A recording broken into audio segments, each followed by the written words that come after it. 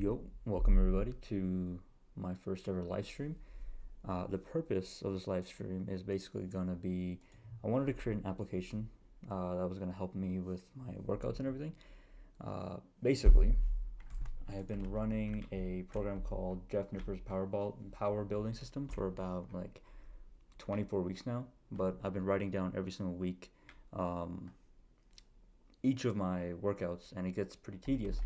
So the purpose of this playlist and this live stream is going to be basically to create a application that's going to be fully full stack. It's going to be from database, back end, front end, and everything. But it's going to be in live stream format. I've never done it before, so I'm hoping that it goes well.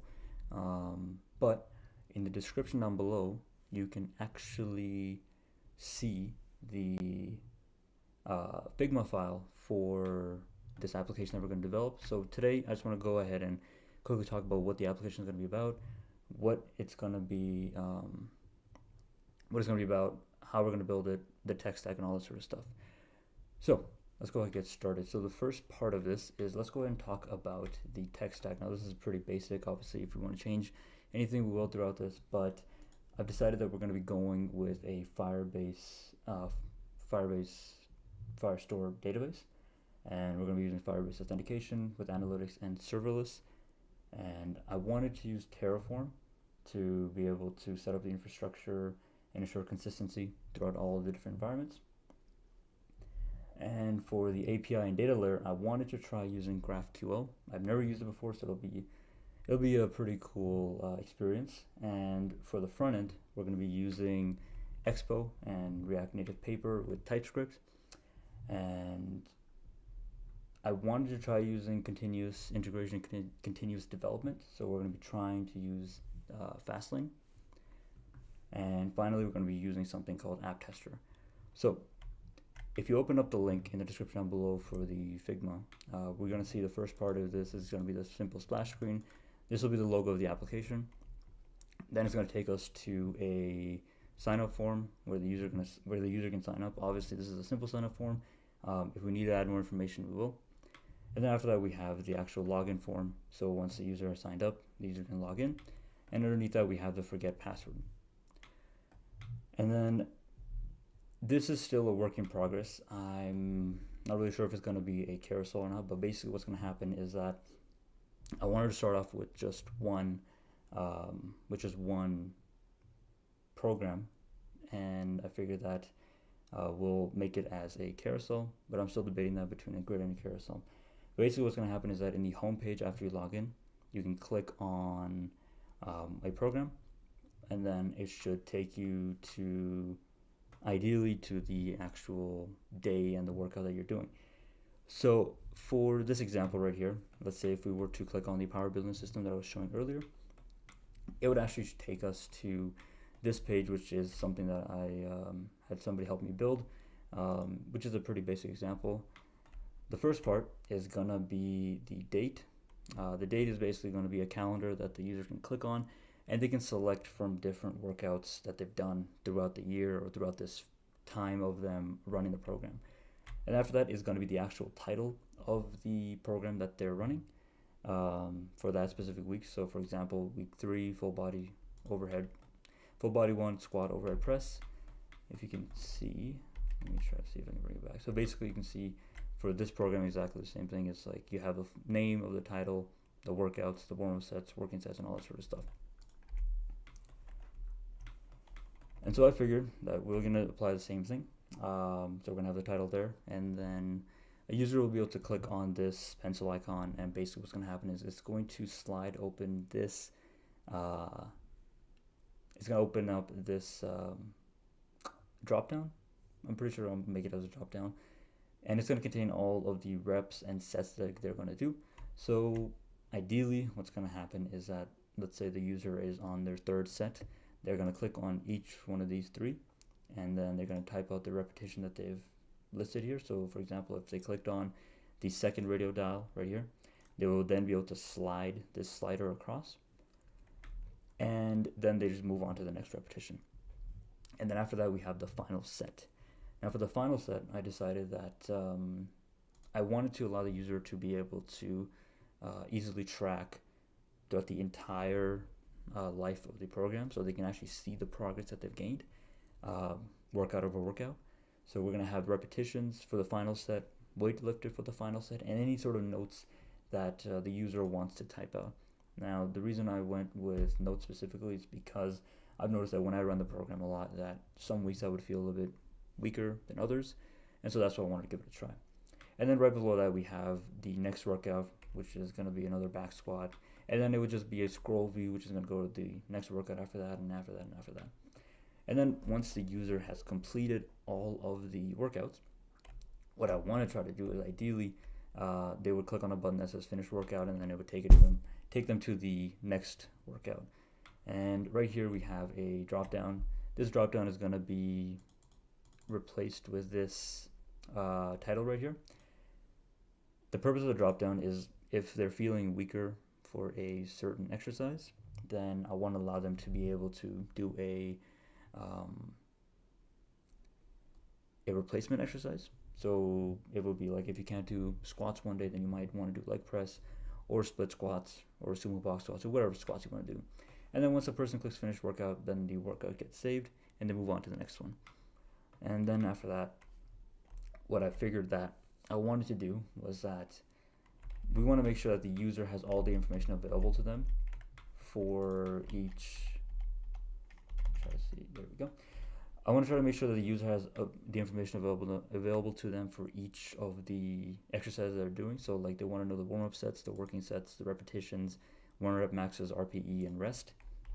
And so that's exactly what we're doing here. So the user clicks on this eye icon right here, and then it will take them to a separate page where they can basically get more information about the exercises they're doing, the amount of sets that they're going to be doing, the information, and any sort of notes. So that's basically the whole premise of the app, and you have a simple, once the user clicks on the icon button here, it just opens up a modal, and the user can basically log out of the app if they want to. Now that's pretty much the whole basis of the app, and to avoid any sort of copying from Jeff Nipper's program, I basically created my own, where I saw that I wanted to replace a lot of the exercises, and that's pretty much what I've done here. And I am also using ChatGPT on the side here to help me with a lot of the information that I want to process, but the screen is just not long enough for me to show both of them, but occasionally I will try to show both of them.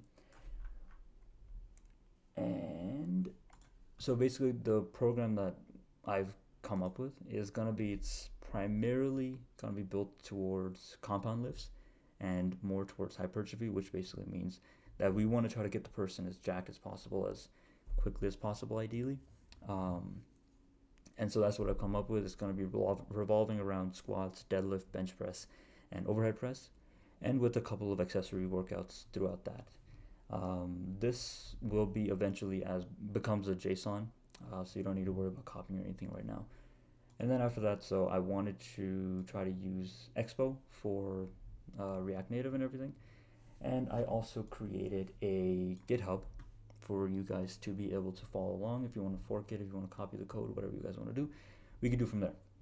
So the first thing that I ideally would like to do is let's just go ahead and get started with Expo, get that set up, and yeah. Now I'm not going to be skipping over anything, so it'll be pretty much like I'll be learning a lot of things at the same time. If anybody has suggestions, they can always leave them as a comment.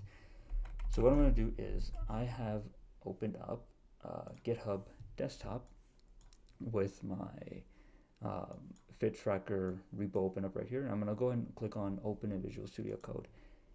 Now for this project specifically, you're going to have a couple of pre-requirements that you need to have downloaded. So you're going to need NPM, you're going to need Node, you're going to need React Native, and all that sort of stuff.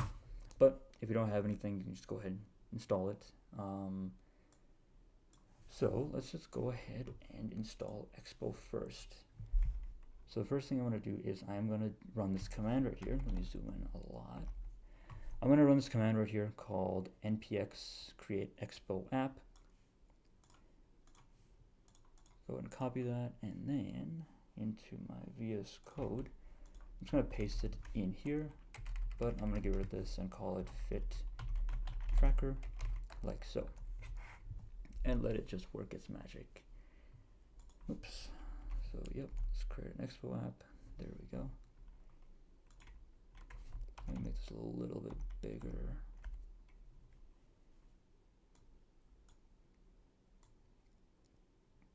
Okay, there we go. And so I figured that the closest thing resembling to the Figma designs that I've come up with here, I've decided that we're going to be going with a library called React Native Paper.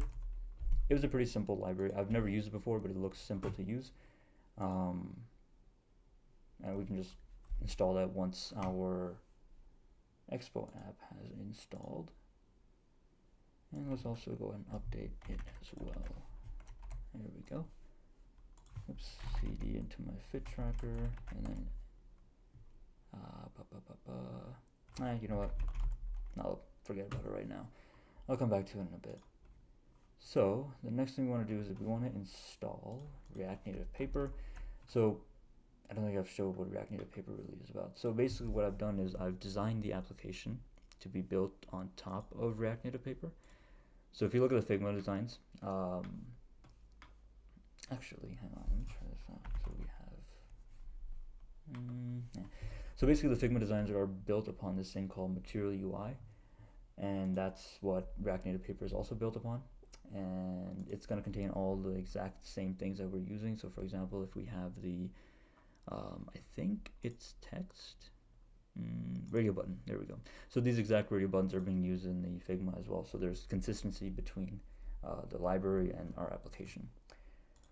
So now that we've opened that up, let's go ahead and open up the directory. So you know what, we want to build it in TypeScript. So let's go ahead and delete that.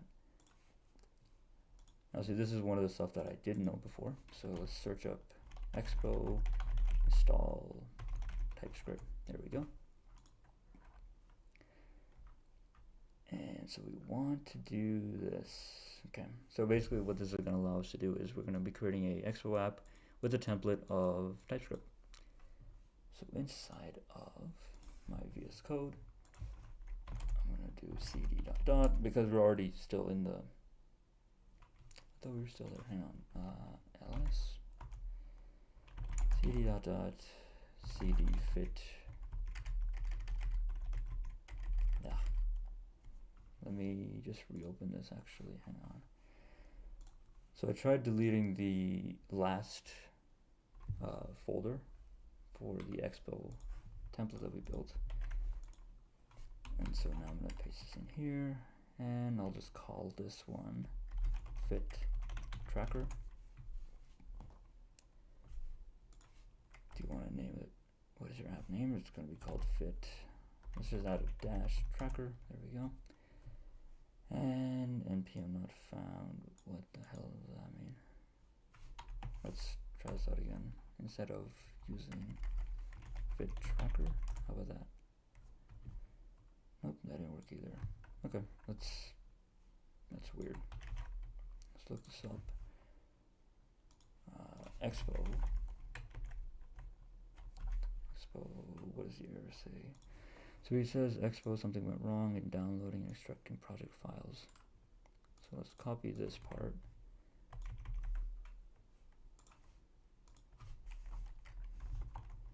Error, something went wrong.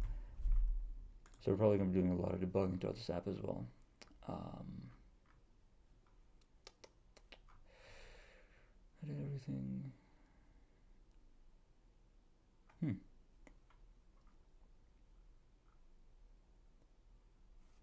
Let's try something else actually. I don't think that's the right one. I think it has something to do with the fact that the template might not exist, but let me look up a different template. Expo, TypeScript, unusable.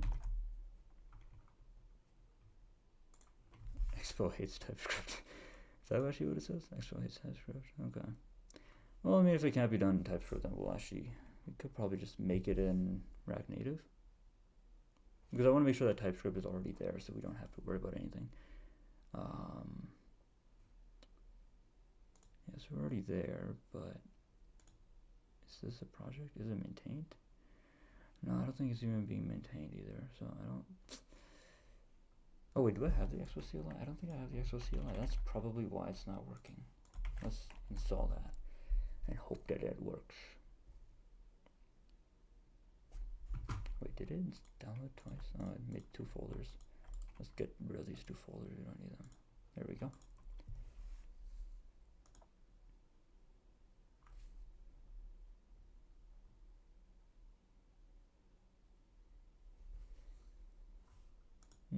Okay, now let's go ahead and try creating an app again. Fit tracker. Wait a second. How did they make it earlier?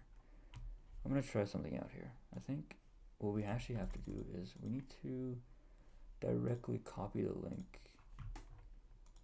and then it actually asks us if we want to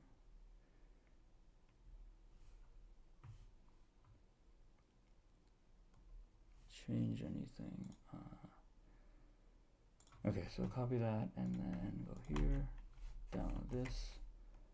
Oh, oops. Hang on, let me type script. How was it again? Is that it? No, that's not it. Fit tracker. No, that's not working either. I guess it's just not found then. Then let's go ahead and just use bare React Native, I guess. Ideally, I wanted to try to use this with TypeScript, but I guess it's just not gonna work then.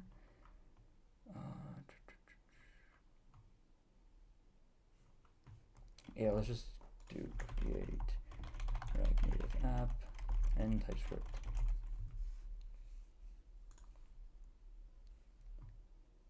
So npx create expo app, and yeah, let's go ahead and just copy this one over here. So basically, I figured that since it's not going to work with expo, and I think it might be taking a bit too long. Well, let me try one more thing out, because I feel like, let's try that specifically. Oops. And install that there.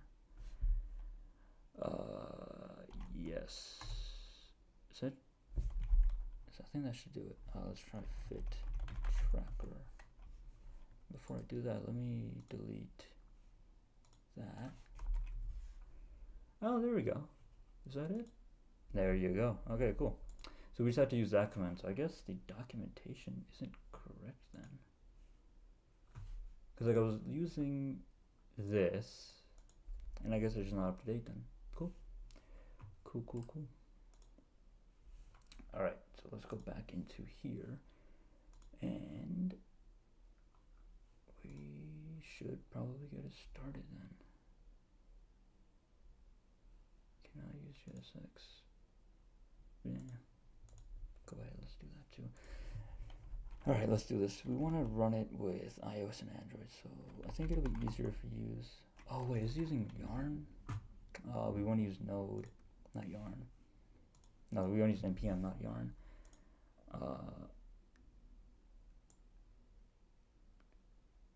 So adding TypeScript to there. Can I remove the Yarn? Okay, let's try something out here. Because I really don't want to try to use Yarn at all. In this case,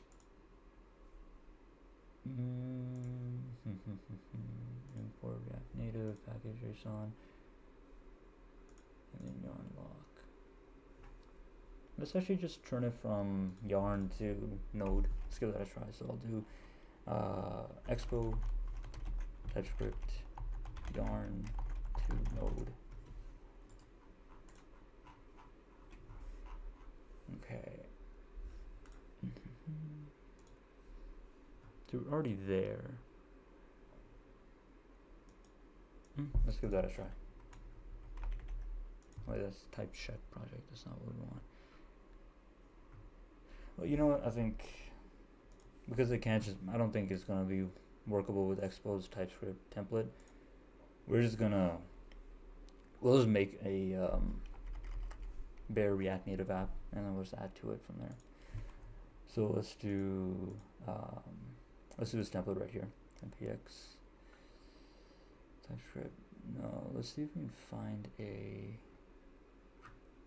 I guess we'll just add it to it. Whatever. Oops. There we go. There we go. Okay, so we'll do it with navigation. We'll call it fit tracker.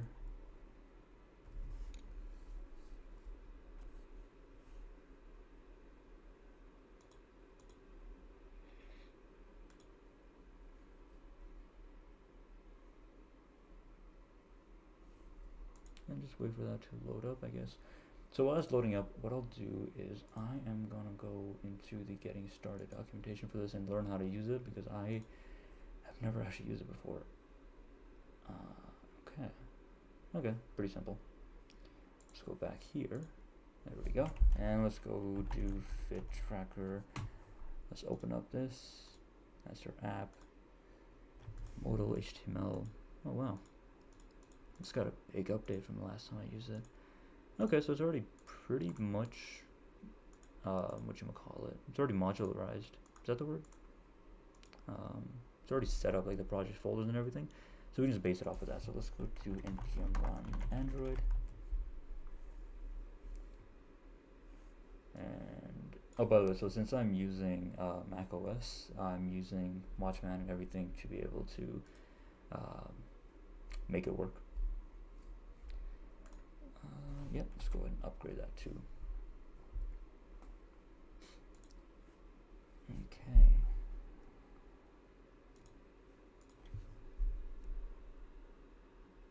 So I guess it's gonna be installing Expo Go. Why is it installing Expo Go? I thought didn't I delete this? I guess it comes with Expo then? That's so weird, dude. Because like I thought that the actual Expo documentation itself, it says right here that wait. Oh wait, that's probably why. Oh, I didn't see the Expo app there. Okay, that's why he's using Expo. So while that's installing, what I'll do is I'll open up a new terminal, and let's do this. Let's go to our React Native paper documentation. Let's just go ahead and install everything that we need. So while that's downloading, we'll just do this.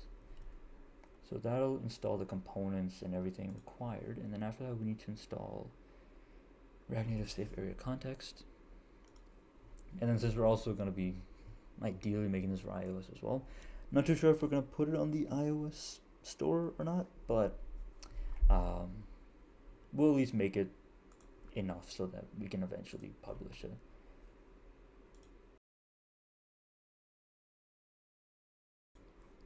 Cool, so now I'm going to install the Safe Area Context, and then we need to run pod install. So if you're on a vanilla React Native project, you need to also install React Native vector icons. I think I already have vector icons. Since this is coming with Expo, packages JSON, vector icons, yeah, there we go, okay. So it comes with all the icons that we need. So we don't need to install that. But we do need to run npx pod install. So let's do that, and then do that. There we go. In the background, this should be running. Why is it not opened? Oh, there it is. Something went wrong. Well, at least let's see if the app loads up. Hopefully it does. I mean, it should, because it's coming from the template. And then, yeah, go ahead and do that. Okay, there we go. So we have Expo set up, which is perfect. So this is a developer tool that can give you access to useful tools in Expo Go. You can use Command M. Oh, get out of here. I didn't know that. Okay, cool. And then, looks good, looks good. Tab 1, tab 2, going back and forth. Perfect. And then that's a modal. Cool. It's a little slow or laggy. It's not supported. Oh, damn. Okay. Let's install CocoaPods for a React Native project. So let's do expo CocoaPods. It's not supported in this project. There you go. So it feels like every single thing that I am searching for, pretty much everybody else has searched for too.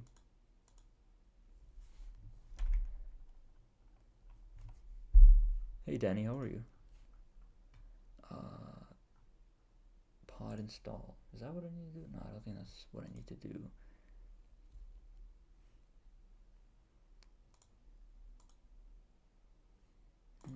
Okay, let's try this one out. npm pod install. Oh, this is just another friggin' like, it's like a knockoff of Stack Overflow. Okay, let's try something else out here. No, I don't want to do that.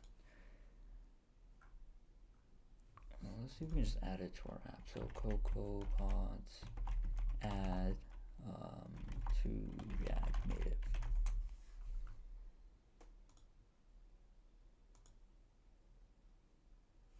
You know what? I'll add it later. I'm not in a rush for that. Okay. So we've installed. No, you know what? I think we should do it now. It's going to be consistent. It's going to be good.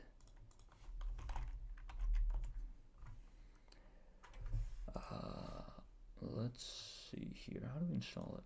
So expo install CocoaPods.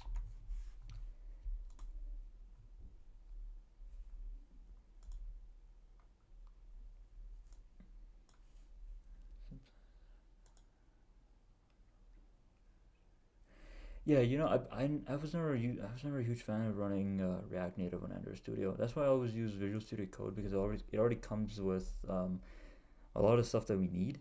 I would one day try it out with it again, but I just feel like it uses up too much memory from the actual computer itself. So, but they're both pretty good for development. I like to use Android Studio for Flutter development. Let's try this out. So you don't need to install pod here. Expo build iOS. Oh, you know what? I think we need to actually build it in we can actually build the app in iOS. I think that'll install all of our dependencies that we need. So npm run iOS. I'm thinking that should install all of our dependencies. At least that's what the Stack Overflow says. Xcode must be fully installed before you can continue to the... Oh, I need to install it? Okay. Sure. I'm just going to install it in the background over here. So that's a crappy thing about developing for... Oh yeah, see? I already have it installed too. Open up, I guess. Yeah, see, that's a crappy thing about working with...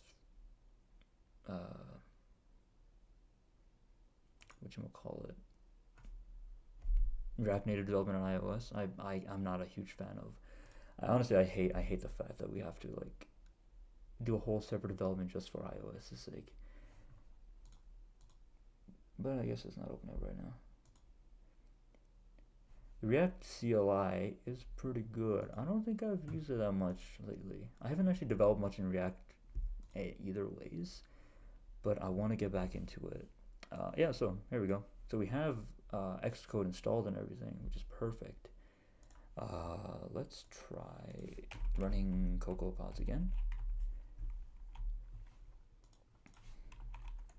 npx pod install. I'm hoping that works. See, this is usually what happens, is that whenever... Oh, damn, it doesn't work. Okay. Let's do this. Let's do Expo. You know what? I'm gonna just try using ChatGPT here. It doesn't just make sense, make our life easier. So let's do having an error. Oh god, my computer is so slow right now. I'll just close Xcode for now. Okay, having an error with my expo npm run iOS, getting this error.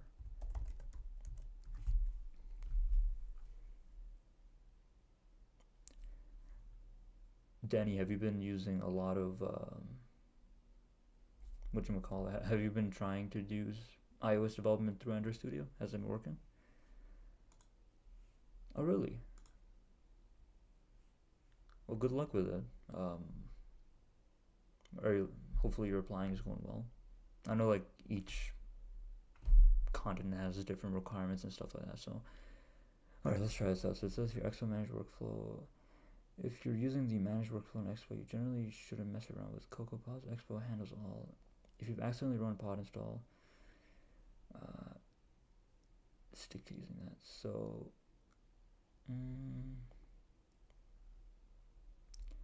let's try. Let's try this out. It might be worth it to just delete our node modules because I think something might have gone awry. Let's do.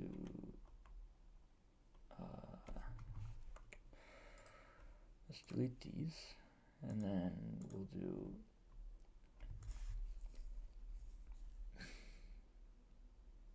See, let me double check the documentation because I'm thinking.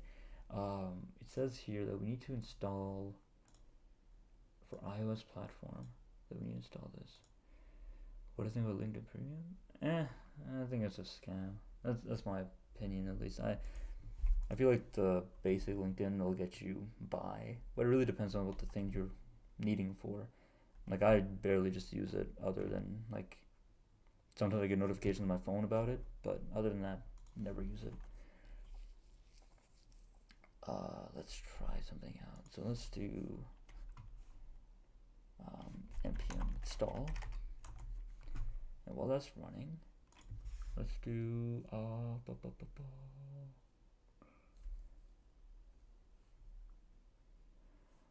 I guess we can ignore this for now. I think it should be working. You know what? Let's give that a try. Let me also run this in. Oh yeah, we were just running it in iOS. What happened? Why did it not work? Oh wait, it's still installing the node modules. ls. Oh, that's probably why it's not working. So see, what happened was that I accidentally I was working outside of the folder, so I was like out here when I should be in here. So that's probably why CocoaPods wasn't working. So let's do this. Let's go to fit tracker like that. Let's do npmi. There we go. Got a Mac Studio. What is a Mac Studio? Is that like the big one? Hang on, let me see if I can open it up with the other, this thing. There we go. Mac Studio. Oh, that one. Yeah, that one's pretty good. That one's pretty good.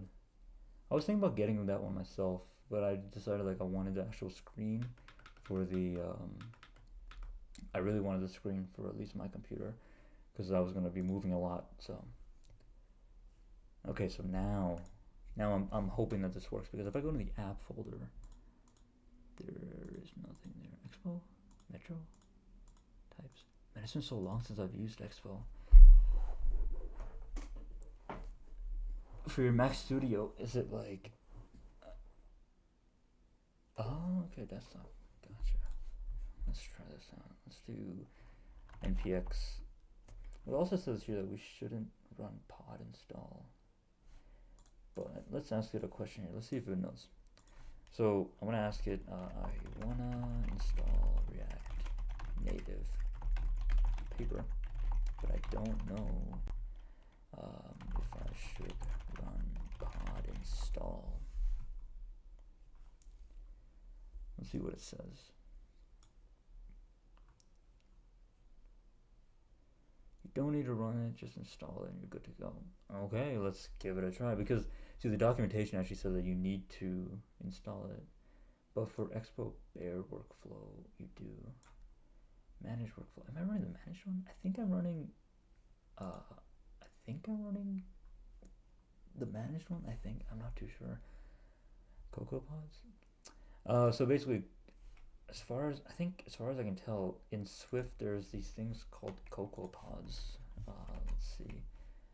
Let me look them up. So we have right here. Okay. CocoaPods.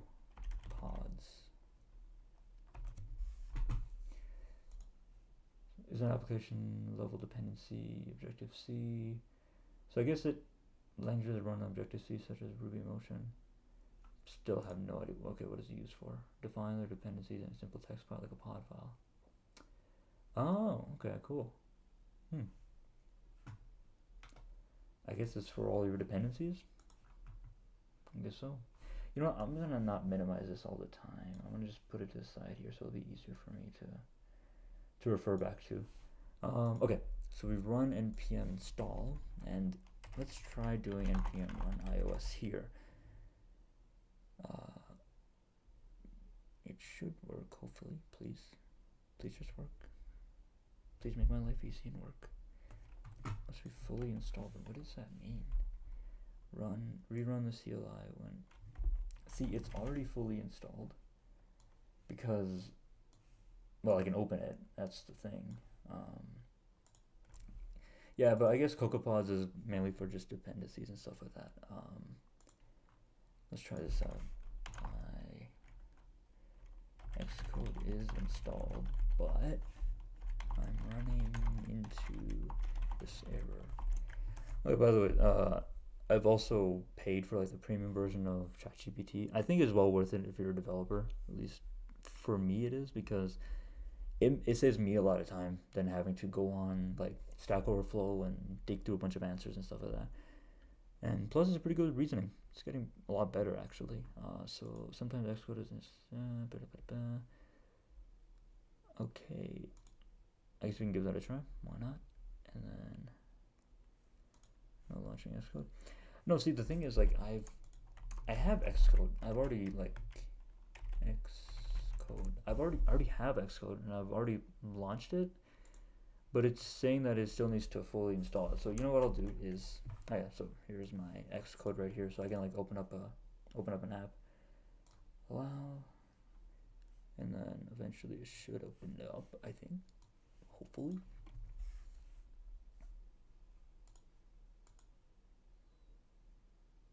See, honestly, I'm just thinking about going as long as need be. I'm not really sure how long I'll go for at least this live stream, because I realize how quickly time has passed. Holy crap, it's been like, how long has it been so far? Like almost an hour already? Oh my god. Yeah, so like, see, my Xcode is launching over here, and this is like the pods and everything, so it is there. But you know what, let's try this out. Let's try out the ChatGPT solution. So it says that we want to open up command line tools. So make sure you've installed that. How do I open up those tools actually? How do I open command line tools for Xcode? Yeah, I feel like there's going to be a lot of like obvious things I'm going to be asking ChatGPT, because I've never done them before, and that's perfectly fine. So what we want to do is in your terminal app, we want to go to applications, utilities folder, or just search up terminal. Oh, that's the command line I wanted. Oh, okay, terminal. Well, that's simple enough. The ZSH. Let me make that huge. All right. So it's saying that we want to install xcode-select. CLI is already installed. There you go. All right. And then, so let's see if it is. Let's see if it is still installed here.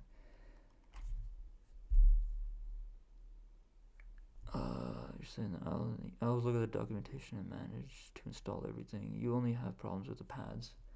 Oh, is that the problem? The pads? Cause like,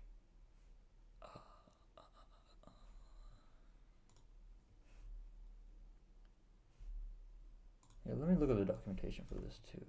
Let's grab this browser here. So we have Expo documentation. Yeah, that's a good idea. So what do you think the solution would be for this then? If you know it or not. If you don't, no worries. So let's go to the guides. Expo, iOS, Xcode install. Ah, here we go. Ah, you're a genius, Danny. I should have I should have gone to documentation. That would make my life a lot easier. Okay, so it's saying that we need to install Xcode. So we already have that. And then install the command line tools. I think we already have that. I think we were talking about that just now. Is we need to check if our Xcode select -p. Okay, so it is there. Okay, cool. npx expo start. So it is there, and then go to locations, install the tools by selecting. Okay, let's try that out. I'm just going to do exactly what the documentation here says. So we're going to go here and then go to our settings.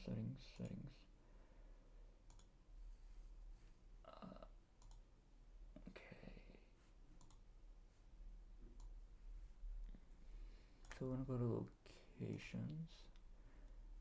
Okay, and then default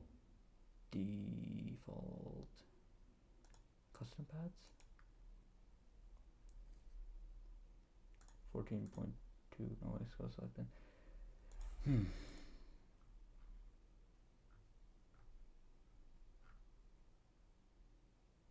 Well, you know what, let's try something out. If I press play, what happens? Because I think what should happen is the iOS emulator should open up. That's my thought, at least. That's what I'm thinking. Wait, did it open up? App Store. Let me close the App Store. Xcode. So that is still taking its time.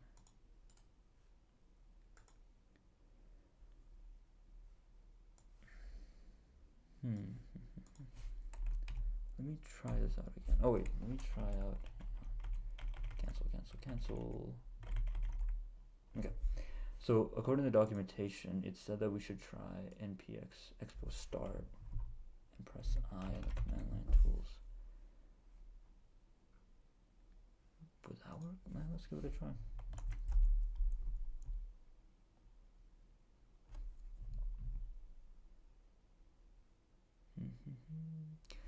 Okay, so we have that, and then press I, so that'll open up the iOS emulator. Rerun Expo CLI. Oh, rerun it. Okay, let's rerun it. Let's rerun it. I think just by just by closing the terminal should be enough.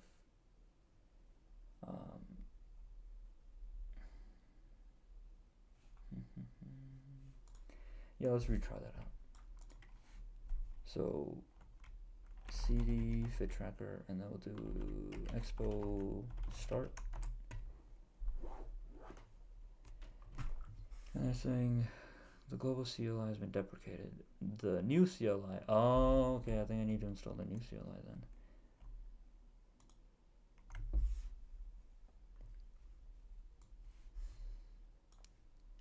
Okay, so usage.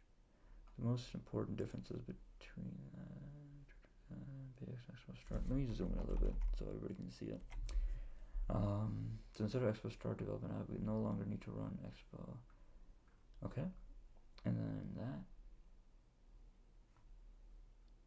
npm run start. Okay.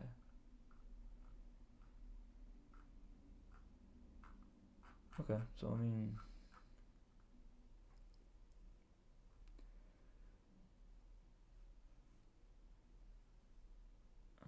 the most important difference is that users must now invoke npx expo start instead of expo start. Okay. Let's give that a try. What did I say earlier? Expo start. Okay, so let's try npx expo start. What the heck is going on? Metro, why did you open up? So many things are happening.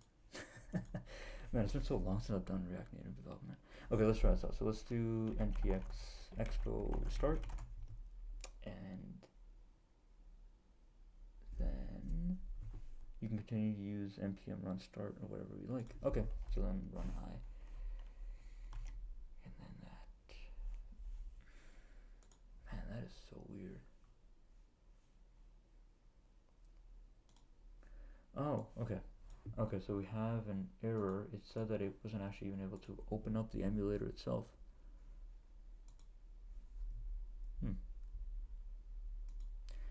This used to be so much easier, like earlier.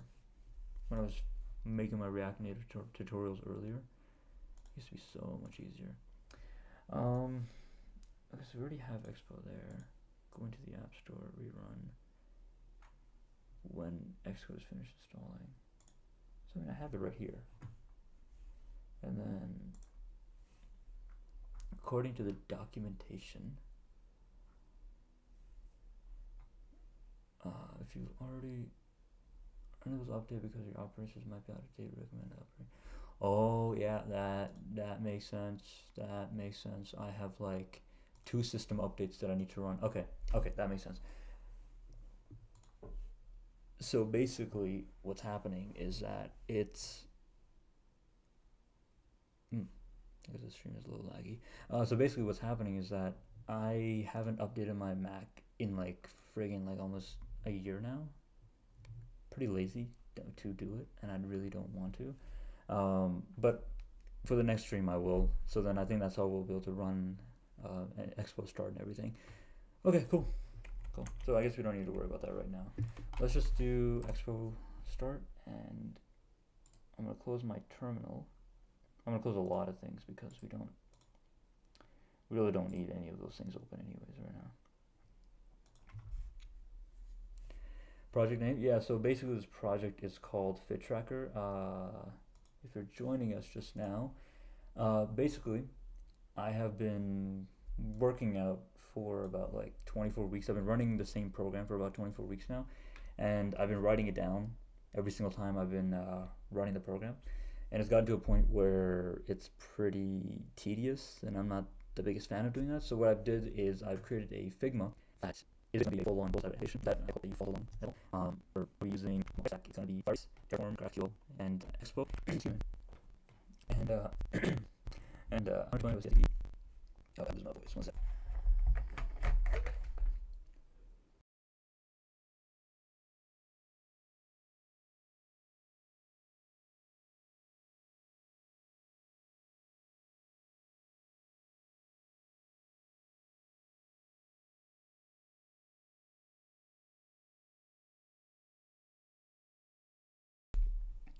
Yeah, so we implemented with CI/CD, and basically the purpose of the project is to take the tedious work of writing down my workouts every single time and to just have it available on my phone so that I can continue my workouts.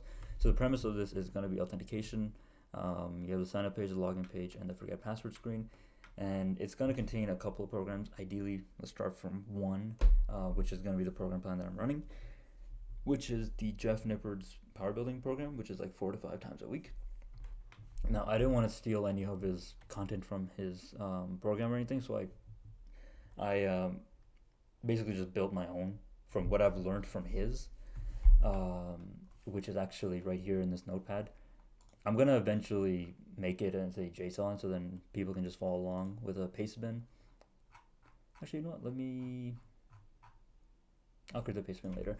So basically what's going to happen is that the program plan is going to be, the way that the app is going to work is that they click on the actual program. It's going to take them to the current week that they're working on. So for example, if they're on, let's say, week 3, they're going to see the specific workout that they're doing. So for example, full body 1, squat, overhead press. Those are going to be 2 major exercises. And it's going to be a scroll view of each individual exercise. There's going to be a section. So basically when you click on this pencil icon, this thing is going to slide down, and then they're going to be able to enter in the radio buttons what they want to do, and do the repetitions, weight lifted, notes, and everything. Finish the workout, and then pretty much just from there. It's basically just takes all the things that I've learned from his program and everything, and just using my own program, implement it from there. That's pretty much it. So after that, let's go back to our VS Code. So let's go ahead and open up this in Android, because I also realize that not everybody has an iOS, and I don't wanna develop for just one side. So let's now go to, so we've installed everything that we needed, specifically material icons and everything. So we've installed everything we need. Let's go ahead and just add a few components. Let's just see if this thing is working. So what I'll do is I'll just add a badge. So I'll just import it from here. And what I'll do is inside of my app, I think it's in layout. Let's see here. So I have it right here. Let me do this. Make it smaller so it's easier to see. There we go. Let me extend it to the entire page. Okay. I'm going to do Control-Shift-F if you're on Windows. No, so Danny, unfortunately, I realized that the issue that I was having was that my actual system has not been updated for a long time. So after the stream is over, I have to like restart everything, and then it should work. So basically, what I'm going to do now is I'm just going to try to add a simple badge component just to see if everything's working. So what I'll do is search up tab 1, see exactly where that is located. Holy crap, that is really red. Okay, so let's go ahead and import that. And okay, we still have it there. Do we have any changes? Oh, what the hell? There we go.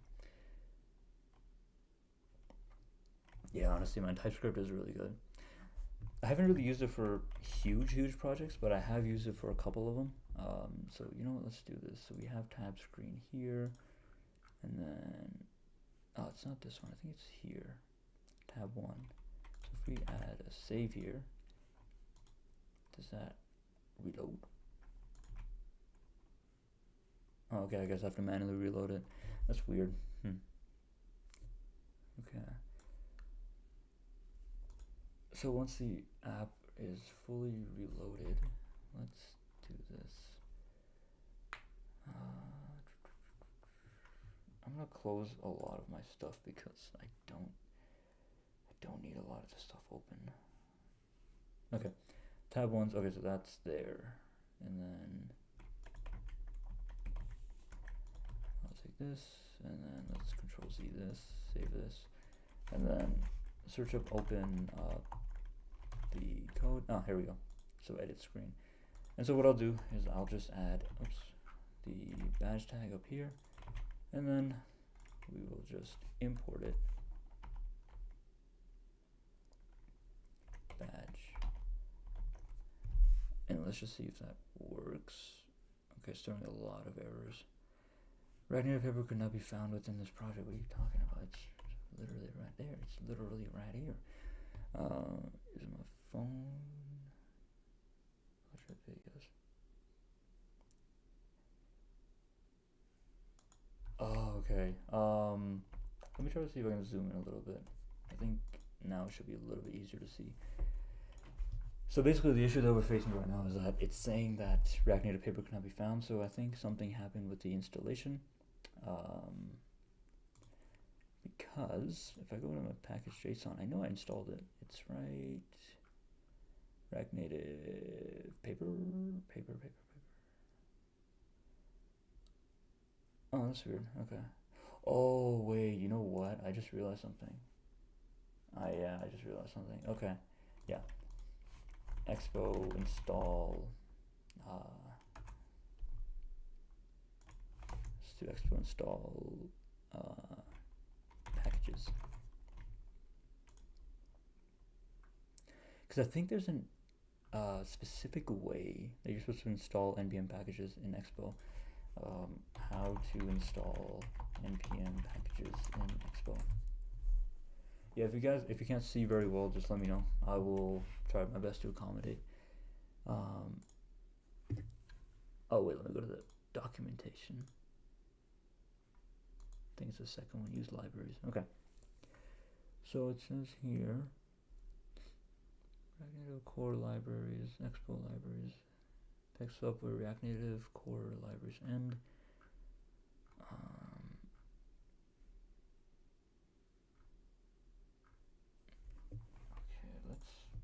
okay, I'm gonna save myself some time a little bit here. Let's just do how to install React Native paper. Oh, wait a second again. Hold your hats. I think I just realized it. You know what? Even though it's being saved here, you see how it goes from like this to node module? That doesn't make any sense. It's not even in the project. That's why it's not installed. It's because it's not even in the friggin' project right now. Okay, let me delete those.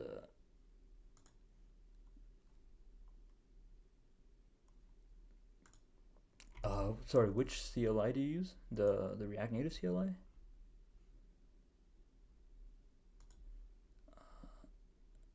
Oh yeah, there is a node module. They're on my desktop right now. So you know what I'll do? We'll just do this. We'll do npm install React Native paper. And so basically now we're actually installing React Native paper onto our project itself. And while that's installing, I'm gonna just like see where on my desktop.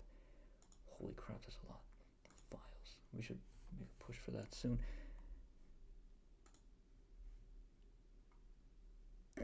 Okay, I guess it's not there. It's somewhere in my computer. Somewhere I've installed it somewhere on my computer. Okay. See, so now if I should go on to this, there we go. So it goes fit tracker, then node modules. Okay. Yeah, see, I've used Expo before, like 2 or 3 years ago, but back then there was an issue where if you were to use Google authentication, you would never be able to have a standalone Google login, and so that basically just prevented me from using Expo altogether because a major part of the actual application revolved around that sort of thing with working with Google, and it's pretty crappy that Expo. I think Expo's updated now, but yeah. Alright, so now if we do Expo start, was it npx Expo start, I think? Yeah, npx Expo start. Yeah, so that's pretty much the reason why. Thankfully, the app that we're building, we don't have to worry about that at all, really. Because it's going to be self-made authentication.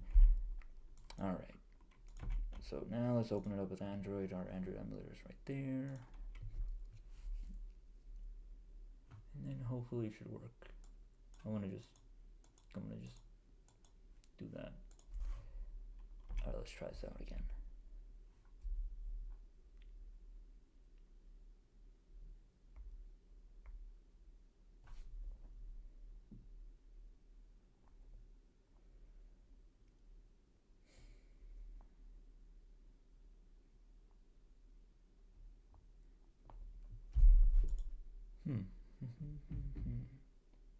Alright, so while that's happening, you know what I want to do? Let's do this in the background. So we also want to set up, the thingy, the Firebase thingy. Where is it? Here we go. So what I want to do is I also want to set up Firebase to go along with all of this stuff. So I'm going to just go to the Firebase console and set that up. So you're going to need a Google account for this to work. And thankfully, the way that we're going to be developing it, it shouldn't cost us any more than like a couple of cents a year. Hopefully, that's the main goal. That's the ideal. So if you see right here, I have this one project called Any Anime List. That was the first React Native series that I did, teaching how to start off with the React Native. Honestly, I had no idea where I was going with that application, but thankfully people found it useful. So what I'm going to do is I'm going to create a project. Let's call it fit tracker with an R because we're cool like that. Yeah, let's enable Google Analytics and then default account for Firebase. Let that work its magic in the background. Cool. All right, now let's go to, there we go. So we have that is such a crappy, that's such a crappy component. I'm gonna try out a different component. At least it's got I just want to know that it works and at least it looks nice. So I didn't waste all my time making the Figma designs, you know what I mean? Yeah, let's try this out. So let's do button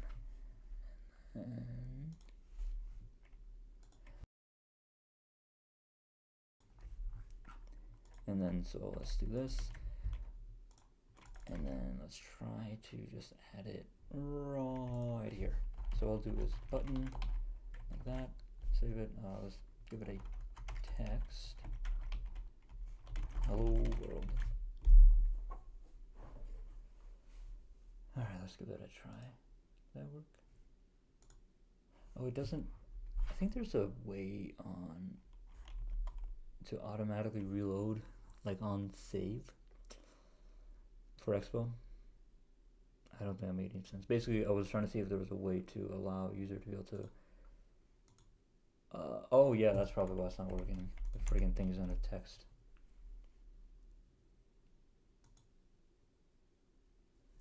Oh yeah, dude, Next.js is fantastic, especially from the SEO perspective. It's great.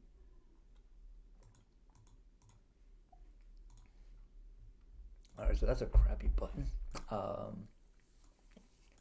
Let's just copy exactly what that gives us there, or let's go with that one. Yeah, there we go. Yeah, Next.js is fantastic. I absolutely love it. See, the thing is, like, I don't know a lot about development besides like the little what you call it, environment that I've learned in, like React Native and all that sort of stuff. But with the little amount of time that I spent with Next.js, I've absolutely loved it. It's fantastic. Okay, so we can see that React Native paper has been installed and is working perfectly fine. Cool. Good stuff, good stuff, good stuff. Alright, now comes the hard part, because I don't know how to do this part at all. Like, even a little bit. So, when I was coming up with the tech stack, came up with steps to proceed and things that we want to look out for. Basically, we never, ever want to use the actual Firebase console. We want to use Terraform. So basically, we never want to go into the actual browser and change anything. But I mean, to set up the project and everything, to get the keys and everything, we need to. But for then on, like creating all the Firebase serverless cloud functions and all that sort of stuff in the database, we're going to be using Terraform. Never done it before, so it'll be cool to learn. And then after that, we're gonna be using NoSQL, Firebase Auth. I think that'll be the easiest one. I mean, if you have to adapt or change it up, we can always change it up. But I'm trying to get it right the first time. And then after that, we're gonna be using GraphQL as a data layer, Fastlane, Expo native paper. So we got 2 of these things done. 2 of them done, almost a third. No, we're not done the third one. So the steps that I was aiming to do, how I was trying to do it, was that I wanted to set up the infrastructure with Firebase, with Terraform first, and then like set up and deploy the basic GraphQL backend on Firebase with serverless, and then set up the app tester. But since this is my first time ever doing a live stream, I had absolutely no idea what the hell I was doing. And I sort of just like, I completely blanked out. So I just wanted to just like try one thing out. So now let's go ahead and just set up our React Native project, our Firebase project. Cool. There it is. There is our whole backend database, all the schmuck. Let's do this. Terraform, Firebase, Expo. I think that's possible.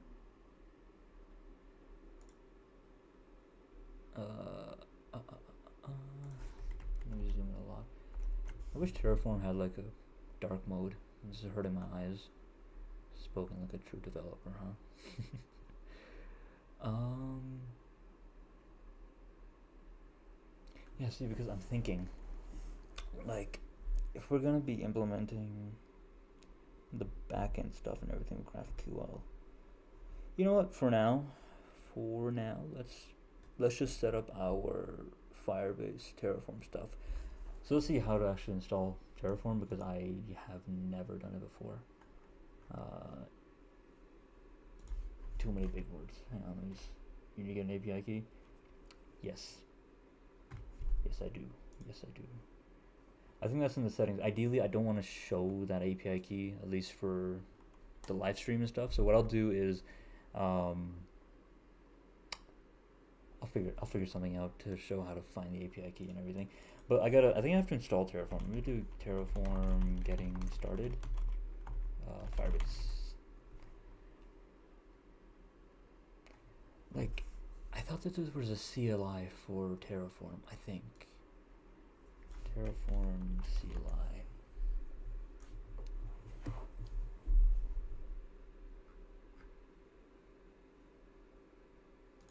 Install. There we go. That's what we need. We should install and do everything through the CLI. No idea how to do that, but let's try it out. Alright, so for Mac OS, let me zoom in a hell of a lot more. There we go. So for Mac OS specifically, these are the instructions. So this is what I'm going to be following. For Windows and Linux, you're just going to have to follow these. I have no idea what Solaris is, but let's do this, and let's do terminal. And then install everything. So it's saying that we need to use brew tap to do all that sort of stuff. And then binary download for Mac OS. Now I don't know if I need that or not. I don't know. Danny, have you ever worked with that before? So it's still installed in the background, by the way. So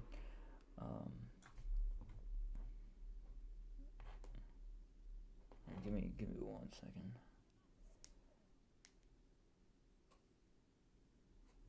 Cool. Yeah, I don't want to. I don't want to show my API key.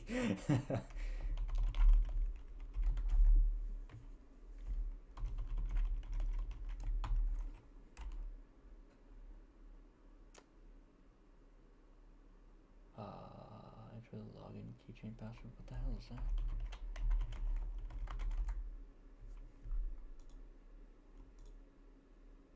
This is so weird. I'm getting like a weird like Mac OS thing. I've never seen it before in my life. Yeah, I don't want to show my API key. I think that'd be the best thing. To try to work around that and still find a way to like show a tutorial that's at least half decent. Okay, yeah, this is.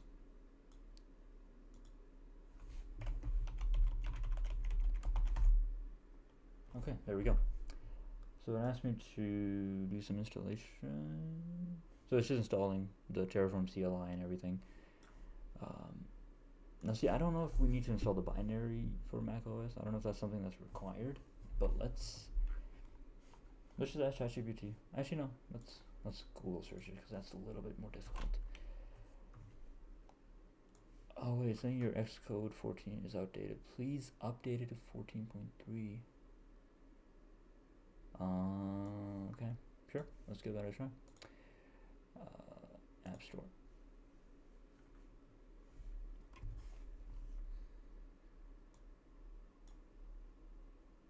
Now that doesn't make any sense at all. It doesn't. There's no option for me to update it either. No. I think it should be fine. I think we can still check if you have it installed or not. How do we check if it is installed?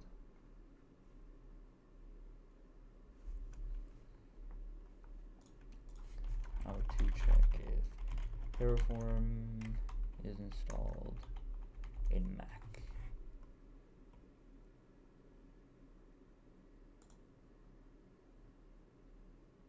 Oh yeah, see, Firestore is also a really good idea. I think I was thinking about using between Firestore and Firebase. I don't know which one I decided, to be honest with you, but we'll burn the bridge when we get there. Yeah, so we have the homebrew installation, and then yep, verify. Okay, so that's how we can verify it. So inside of my terminal, if I type terraform help, it should return. These are the examples. Perfect. Okay, so we have Terraform installed. Beautiful. If you have used Firestore before, do you think you would recommend it for this type of project? Okay, so we've installed Terraform. Now we need to go to the documentation and no, let's just do this. Terraform CLI Firebase. Sure. Getting started with Terraform and Firebase. Okay, so we need to create a configuration file. This is a beta release for that. Is it still in beta? Terraform? Because I know that Terraform was specifically built for AWS. Oh, it's still in beta. It should be used with that. For sure. Sounds good, Danny. So this resource is in beta and should be used with the Terraform provider, Google Beta provider. What the hell is that? Yeah, neither do I, but apparently if you have a project that is gonna be eventually bigger, which is what I really want to make this thing to be a lot bigger, and to like code it all in front of you guys,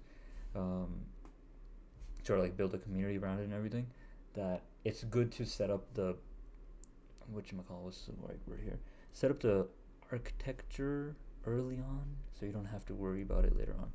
Now I know some people don't think that architecture is the right word in this scenario, but I don't know what other word to say. That's besides the point. Let's see here. So Google Beta.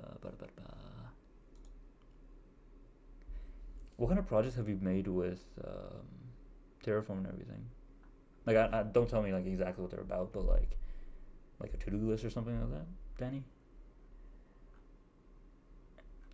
Okay, so let's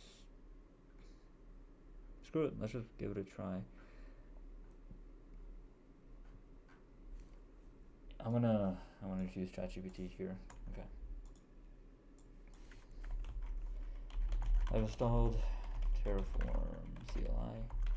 Now I want to set up my Google Firebase stuff with it. How can I get started with it? Do I need my Expo project too?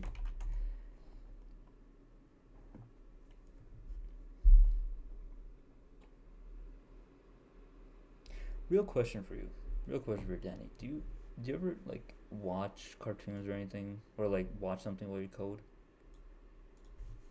Okay, so install the Google SDK. if you haven't already, you need to install the Google SDK to manage Firebase stuff easily. God, I love ChatGPT. It's freaking hilarious. I need to install the Google Cloud, really? Huh. Why do I need Google Cloud? Oh, sorry. I was saying was, what kind of projects have you made with Firestore? Okay, so I'm gonna take this and move this here.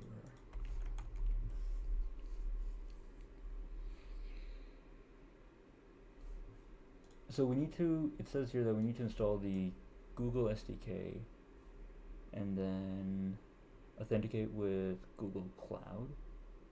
Okay, and then initialize the Terraform project and then do that. This can be within your Expo project if you want, or separate. I think, you know what, I'll just put it with my Expo. No, it's probably a better idea to not put it as part of my Expo project. Yeah, it sucks to set it all up right now, but we're gonna have to just go. We're just gonna have to just get over with it. Get it over with. Get her over with it. Apple M1. Oh, okay, only authentication. Gotcha. Well, I hope that you learned a lot from this project. Honestly, I'm already learning that I know nothing, at least about like how Terraform works and everything, which makes sense. But for Firestore specifically, did it cost anything? Like, um, I'm assuming not because like what I've done is like this is what I looked up. Um, Firestore pricing. Like I don't think even for this app, even if it gets big, like even if there was like 1,000 people using it, like it shouldn't cost barely. It should cost barely anything, or it shouldn't cost anything at all because like we can get 50k reads, writes, deletes, and everything we need. And thankfully we should be perfectly fine. I think. Yeah, so it's installed in the Google Cloud CLI right now, and then we wanna authenticate. Okay. And then, yeah, you know what? Let's do the next step, initializing a Terraform project. And for this one, what I'll do is, since I want to make it separate, well, should it be separate? Yeah, it should be separate. It should be separate. Only reason is because I feel like if I accidentally push one of my keys into the world, don't want to do that. I really don't want to do that. So let's do this. Is there a make folder option here? No? Okay. Let me go on my terminal. And then let's go cd desktop, clear.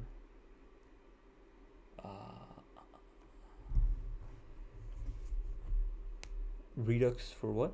I've actually never used Redux before. What is that about? I've heard that's like about state management or something, but I've heard that that's replaced with React hooks and stuff like that. So I've never used it before.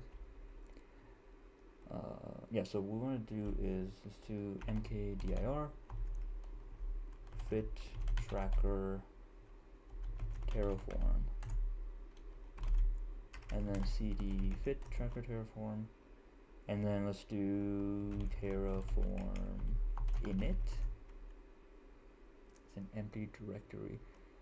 The directory has no Terraform configuration for handling state. Oh, okay, gotcha.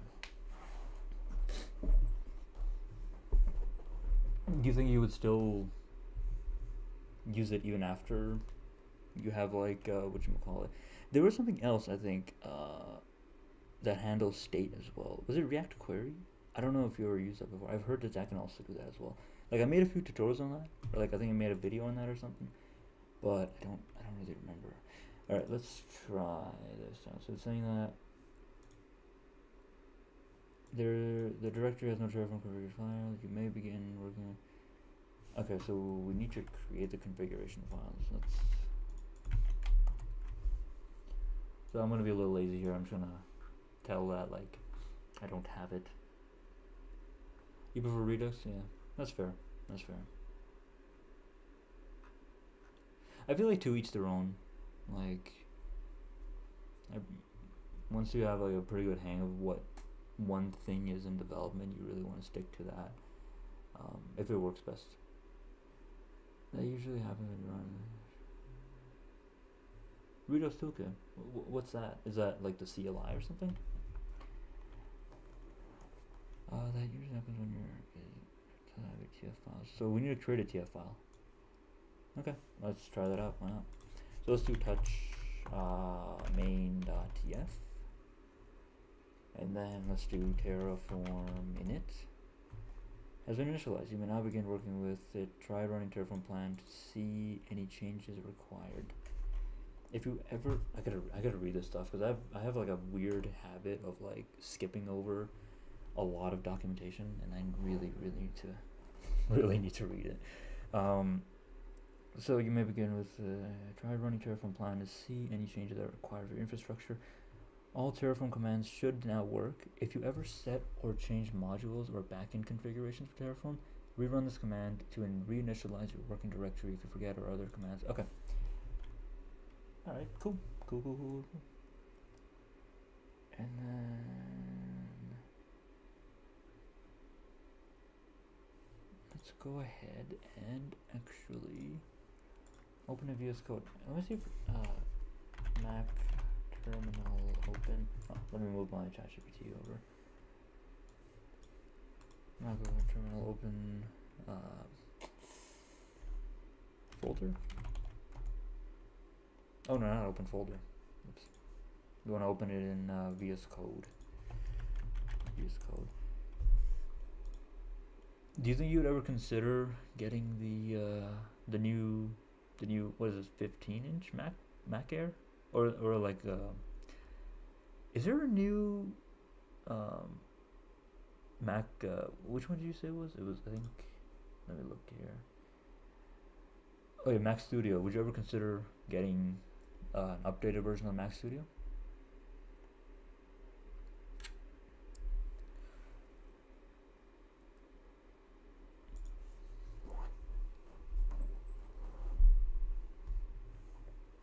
That's fair. Honestly, coding is a fantastic thing to study. I don't know if that is what you were studying, but listen, you keep honestly, you got to keep putting in the work, going to networking events, talking to as many people as you possibly can, and just getting your name out there to as many people as possible. And then eventually somebody who is hiring, they will see, and then they can, interview and everything. I recommend, like, if you ever want some advice, like, I remember when I was first trying to find my first development job, which was like 4 years ago or something. I graduated from a boot camp, and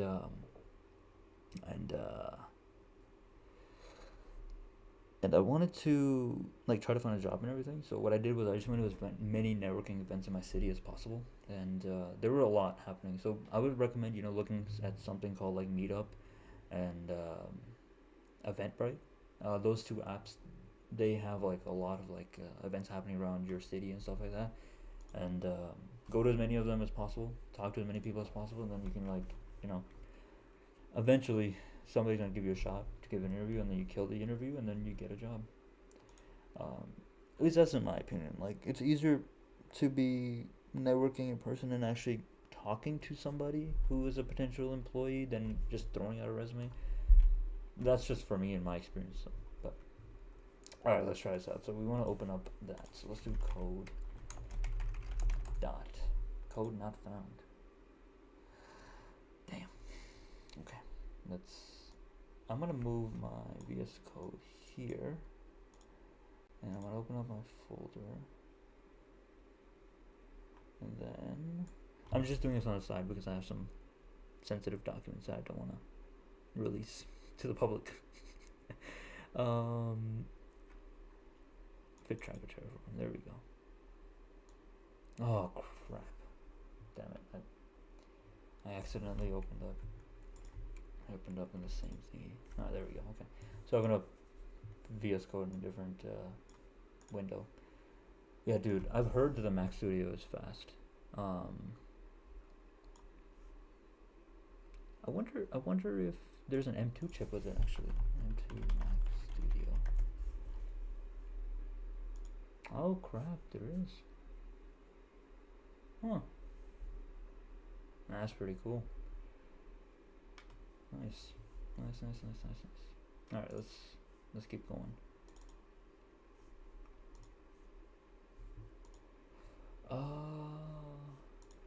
But it's hella expensive too, man. Around the world. I can't give out my personal location, unfortunately.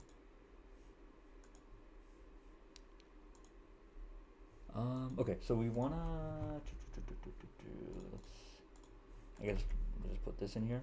So this is coming from the Terraform documentation right here. So we can just copy and paste that into there. Let's go with the one that ChatGPT gives. Let's try that out, see how that works. So basically inside of here, you want to put in the... Oh, is it too small?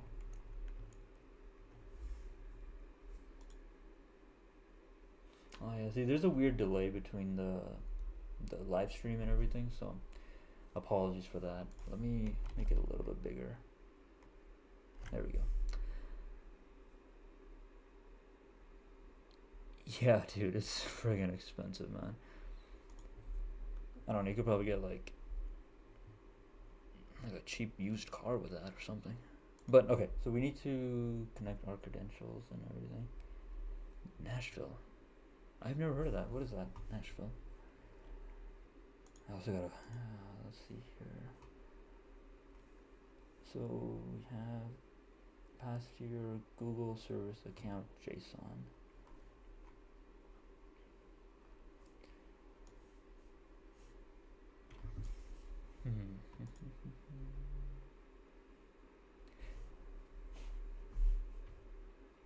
Yeah, I have no idea where to go from here. Let's go to the documentation and see what that says.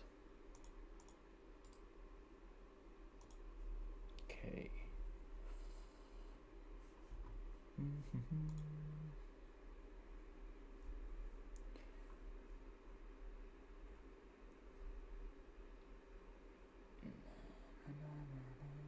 So we need to give it the project ID, org ID, Firebase enabled. Yeah, you know what, let's just try this out. Might as well. This is an example usage. I think it should work fine. No worries. Let's just do that. And so what I'm gonna do is within my Firebase directory right here, when I go to my settings, I'll be able to see, like my project settings, I'll be able to see my, let me zoom in a lot more. There we go. So if I go into my settings and click on project settings, then I'll be able to see my keys and everything. And basically what you're gonna do is you're gonna wanna put your project ID, your name, and your org ID into there. And then I think that should be it. I think. But you know what we'll do is let's go ahead and we'll like set up a simple function with it, like in the fit tracker. Oh, you gotta, yeah, okay. Yeah. Well, I'll try that out in a bit then. Let's try Firestore database. How about that? Do I need that too? Ah, there we go. All right. Then let's do that. So inside of my ChatGPT, what I was going to ask it that with my Terraform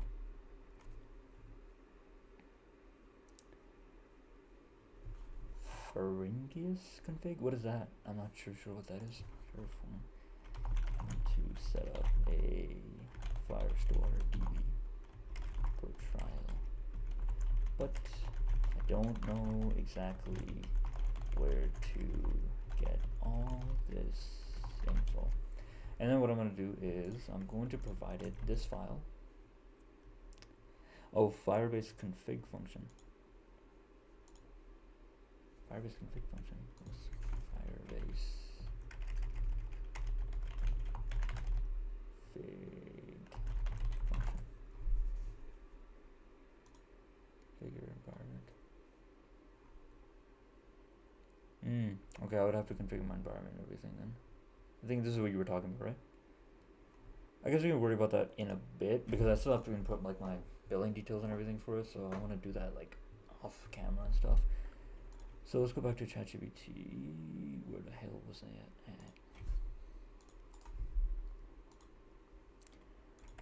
There we go.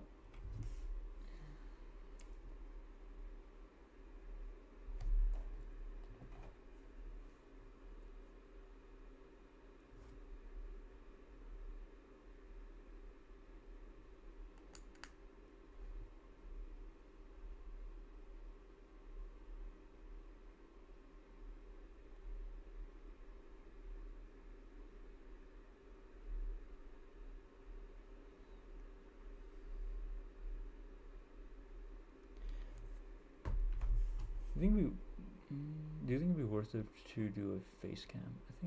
I think for the next time I'll try using my webcam. I think that'd be a good idea. Okay, so we have Google Auth. Okay, so we need to do the authentication. Oh wait, we still need to install that. Is that still installing? I don't think it is it? Let's minimize that, let's minimize this. God damn, there's a lot of pages. Okay, well let's just see if it's even configured here. So I'm gonna open up my terminal here. Let's do that, see what happens. Gcloud is not there. I thought that we had installed it. Let me... do that. Oh, there it is. Oh, okay, Google Cloud SDK. That's the folder. Okay.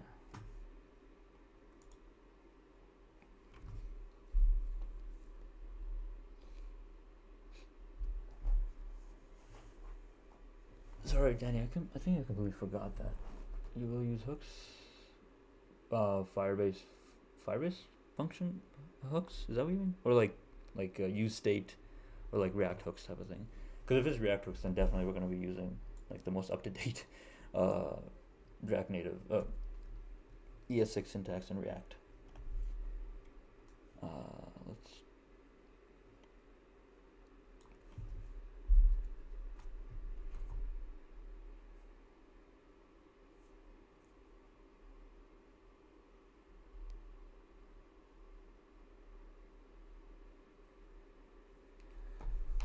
All right, what was I going to do? So I mean, I've installed that, but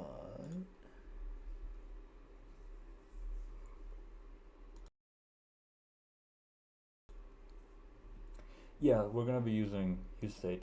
Oh, if you have a piece of code with that, I don't think you could paste it in the chat. I don't think it's possible, but we'll see. Won't be an issue if you can or cannot, but at least we'll learn everything together. So we need to set that up. So what I'm gonna do is I've tried this out, and then I'm just gonna say ZSH Google Cloud not found inside of my ChatGPT and see what it says. So we need to install it.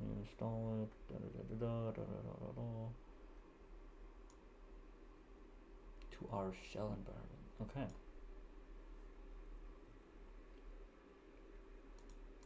Well, I guess that's what we gotta do. Let's give her a try. I mean, even if it's not correct, we can always like improve on it later. Yeah, but see, that's the exciting thing I'm excited about. Is like once all the infrastructure and everything is set up, then like development is gonna be a lot more fun, a lot more easier, because then we can actually go into like the nitty gritty stuff of like, you know, how are we gonna design modularity with the code? How are we gonna make sure like the font is how we want it to be? How we're gonna implement the functions to do what we want it to do? How like when you click on this button, it like pushes all the things at the bottom, that type of stuff. I'm really excited to expand on that. But let's see here, what's after that?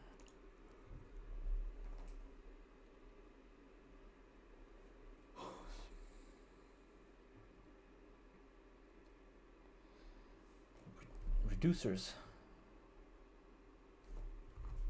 I don't think I've heard of that in a while.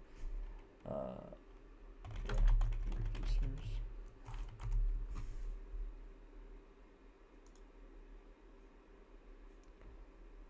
Let me zoom in a little bit on this, because I think like it's been a while since I've used actually React, like almost a year and a half, so I've sort of forgotten a lot of things. But all the reducers can reduce the amount of code inside a component. They can actually be named after reduce operation.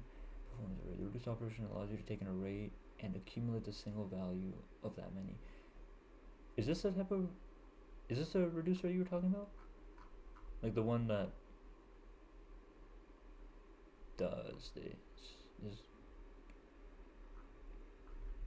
Well, we'll give it a try once we get there. We'll burn a bridge when we get there. Okay, so it's still installing Google Cloud stuff.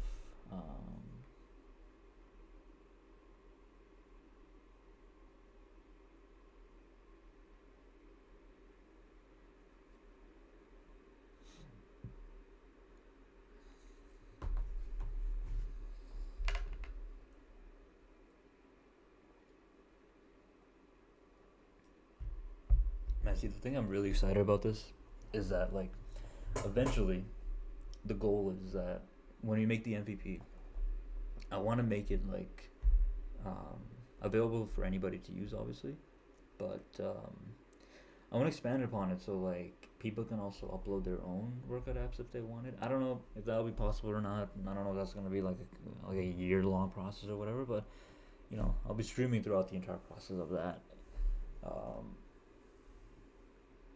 Why not use ZooStand? I don't think I've ever heard of that before.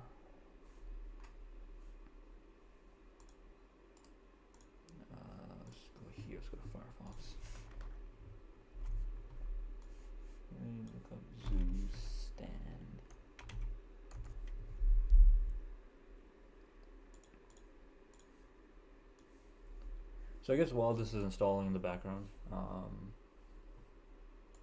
we just pretty much just relax for a little bit. Zeus stand. What's this thing called? It's called a small, fast, and scalable bare-bones state manager solution using simplified Flux principles. Has comfy API based on hooks. Isn't boilerplatey or opinionated. Don't disregard it because it's cute. It has quite the clause. Lots of time spent with dealing with common pitfalls. Zombie child problem, React concurrency, context loss. I'm learning so much right now. Honestly, I'm really glad that I did this live stream. I've never heard of these things before. This is awesome, dude. Thank you, Sarcastic DNA. Let me... So, like, would this be... Instead of using hooks, we would use ZooStand? Is that what you're talking about? Because ideally, I'm trying to, like, make sure that this app is as beginner-friendly as possible. But, yeah.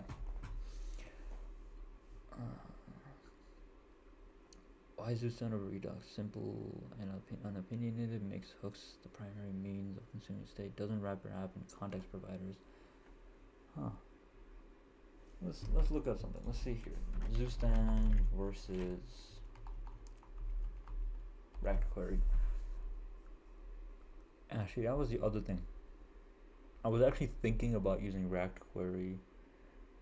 Do Redux versus... Alright, let's try that out. Redux versus ZooStand.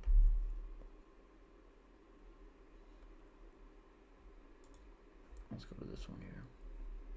So if you've been using Redux for many years now, you've always felt that there's something off with the boilerplate code. Ugh, my computer is friggin' dying right now, dude. Wait, is it done installing? Oh, okay, there we go, it's done installing. I'm gonna look this up in a bit, but we gotta, I think, let's continue with what we got so far. So we need to add it to our path environment. So I gave an example here.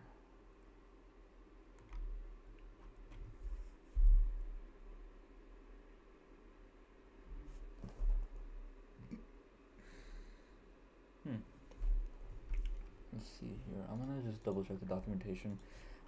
Google Cloud SDK install Mac. Because I don't think that we need to connect any sort of source or anything. I mean, you know, one thing that I have noticed is like everybody has like an opinion on what they would prefer over another thing, and nobody's really wrong in that sort of stuff, except for Java. If you're gonna, like, Java is the wrong option in every sort of situation, in my opinion. I have a pure hatred for Java, man. I don't know why, it just makes everything so complicated. Like, I remember I was trying to do, like, a post request, and I was, like, a beginner in Java, so I was, like, looking all over the place. It friggin' took me days to figure out how to make a post request to an API. But, yeah, that's besides the point. Let's see what else is here. So we extract that to any location, preferably your home directory. Okay.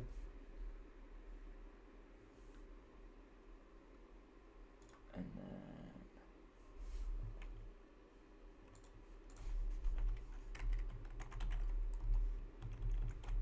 clear. Let's do gcloud. That worked? I think that, yeah, I guess that worked. Gcloud command name argument expected. Okay, cool. So I guess we've installed gcloud somehow. No, I can't, man. I'm sorry. No personal information can be given out here, unfortunately. But let's see here. So we have that. So the next step that we need to do is we gotta do the login. So what I'm going to do is I'm going to do gcloud auth application dash default login. I'm going to just move this over to the side. And then login. in. So on the side here, I'm just doing all like the login stuff. That's not what we want. We want to log in with something else. So that won't even work anymore.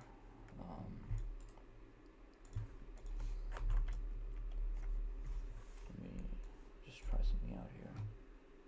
Okay. Yeah, so you know what I want to try to do is hi Jude, how are you? See, what I want to do is I gotta log in with my business email. So I'm gonna do that on the side here.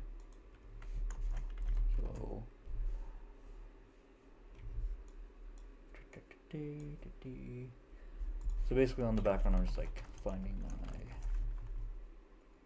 thingy-mabob.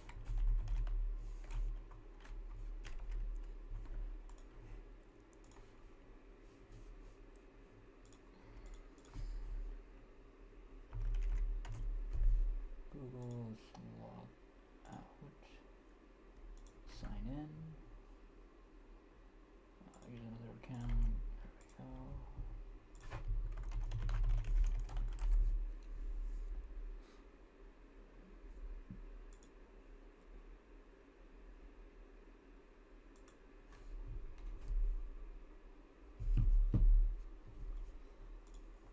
I'm gonna try a different way.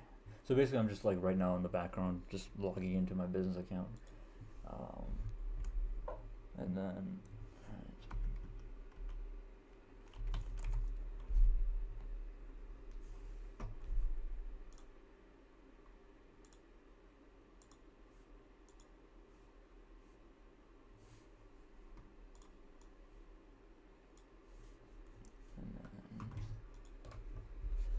yeah, this process is taking a lot longer than I thought.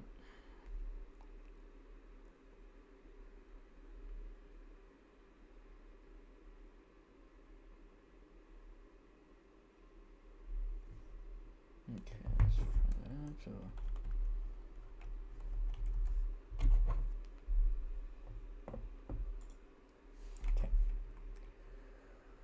okay, so I've logged in with my business email. What I'm going to do is I'm going to rerun that Google auth command one more time, and then just basically just log in through it. Obviously, I'm going to try my best not to show it. Hopefully. There we go. Okay, so now we are authenticated with Google Cloud, so we can deploy Cloud Run and make it bigger. There we go. We can run with Cloud Run, clusters, Google Cloud, BigQuery, MySQL, all that good stuff. Cool, perfect. So now we're authenticated. Next thing we want to do is path to your service account JSON. Okay. So what we've done so far, we've installed Terraform, we've authenticated with Google Cloud, and we've also created our Terraform configuration file, which is over here, right here, and that's going to be separate from our fit tracker folder altogether. Yeah. Okay. So the next thing we want to do is we need to replace the path with our JSON file containing our Google Services account credentials. Now this one is gonna have to be a background event. Let me actually see how I can even find this. How can I get this?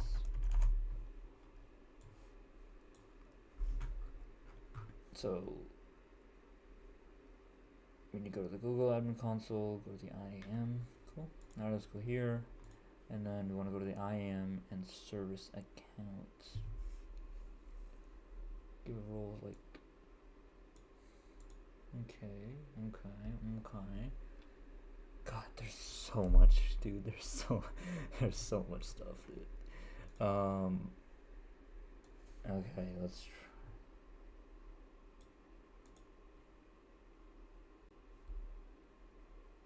no, that's not what we want.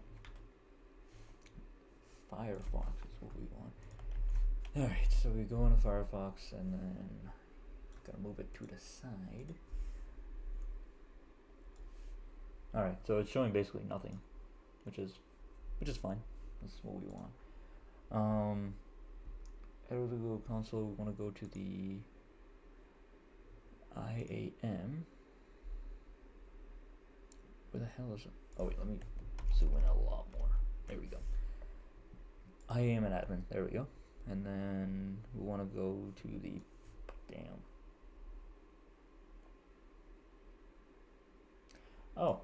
Oh, that's for something completely different. That's not what we want at all. You need to create a new project.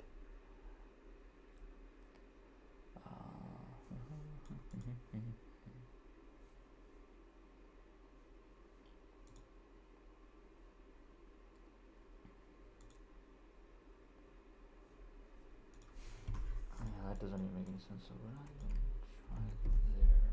We'll go there. I'm trying to make sure no like personal information is being shown or anything.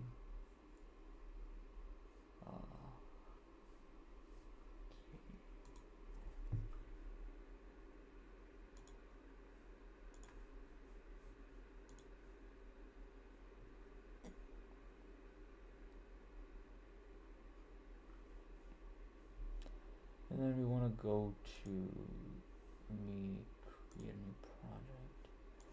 Okay, so I'm doing a lot of stuff on the back side. Apologies for that, but let's call it fit tracker. And then we don't want any sort of organization. So now I'm just going to click on create. And then it's going to be creating the back end.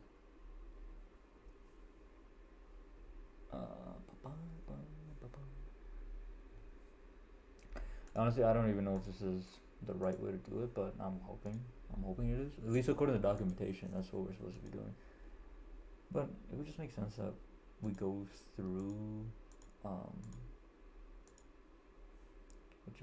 that we would go through like Firebase to do all this stuff, but it is what it is. Okay. So after that, what we want to do is we want to go to the IAM, and then we want to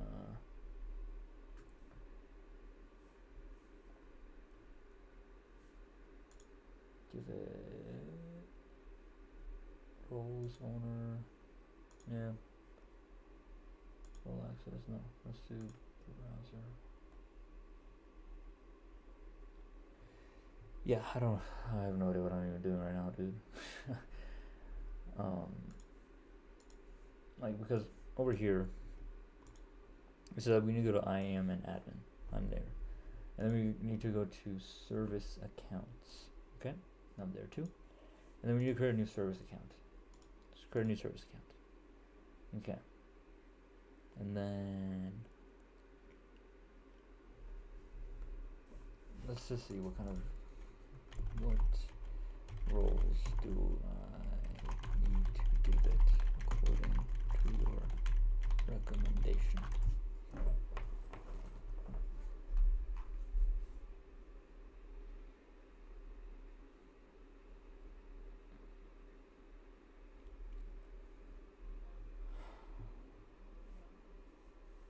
Okay. So the roles that we want to give it are Firestore user, Firestore viewer, and Firestore admin. I guess we're going with Firestore then. Might as well. Make our job easier. Let's call it roles / Firestore.user.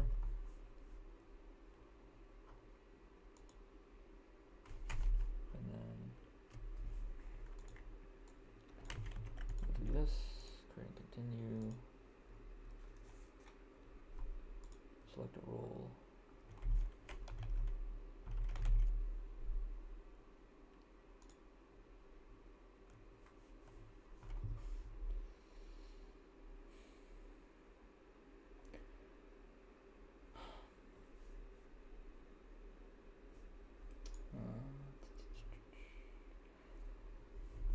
And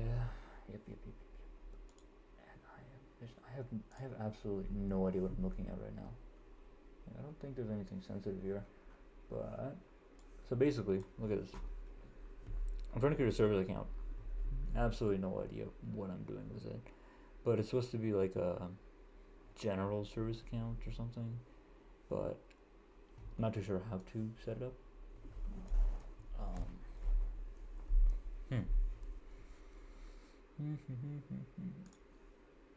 Screw it. Let's just try something out. Let's just go next. That's how we'll learn. We just try a bunch of things out. Okay, and then save. Okay, that's all you want. And then Firestore viewer and admin. I'm not gonna create the admin or the viewer.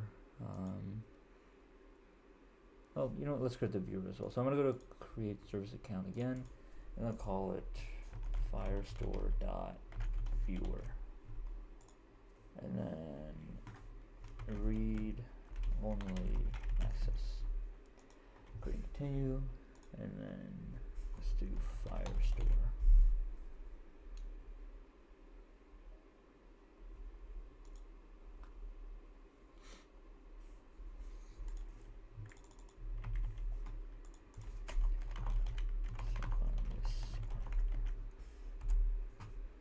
Only grant roles are absolutely necessary. What do people need to do?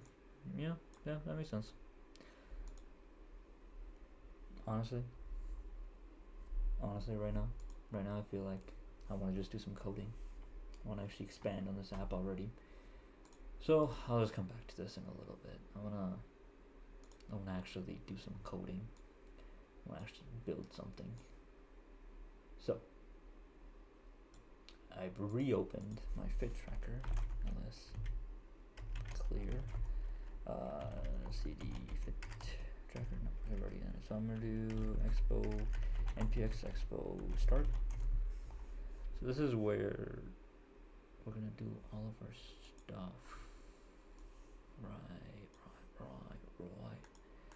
YTIO. Okay. Let's open up an Android.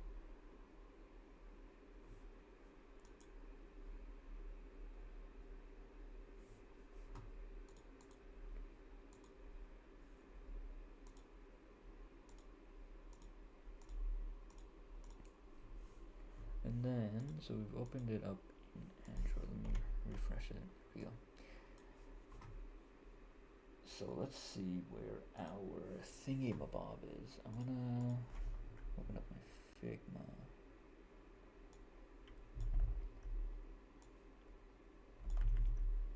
Okay.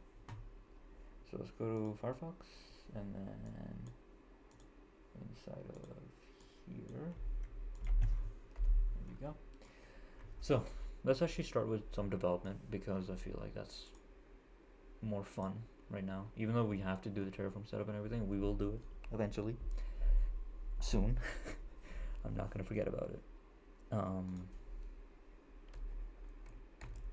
Okay. So let's, I guess, what should we do? Should we set up Firebase? No, we already talked about that with Terraform. Okay, yeah, let's do this. Let's start off with the splash screen. Let's start off with the splash screen. Let's see if there's something in Expo that allows us to be able to work with splash screens. So let's do Expo splash screen. Let's give it a try and see what happens. So we have something already. So the splash screen module from Expo splash screen is a library that used to tell the splash screen to remain visible until it has been explicitly told to hide. This is useful to do tasks that will happen behind the screen, such as making API calls, preloading fonts, animations, and everything. Okay, cool. Good stuff. Then let's do that. So npx expo install expo splash screen. Alright, let's do that. So open up a new terminal. And then instead of here, I'm just going to go ahead and paste it, like so. And it's been deprecated.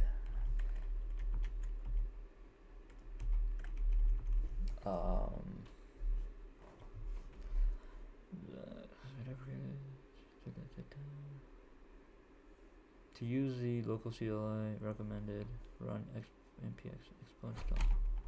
Let's do npm install.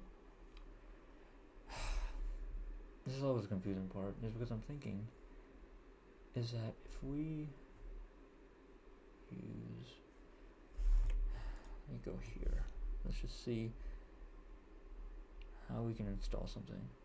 So users no longer need to do that. And then, okay. I'm gonna just save myself some time and some headache. Okay, according to this article, how can I install the expo / screen dependency? There we go. I literally just copied and pasted it.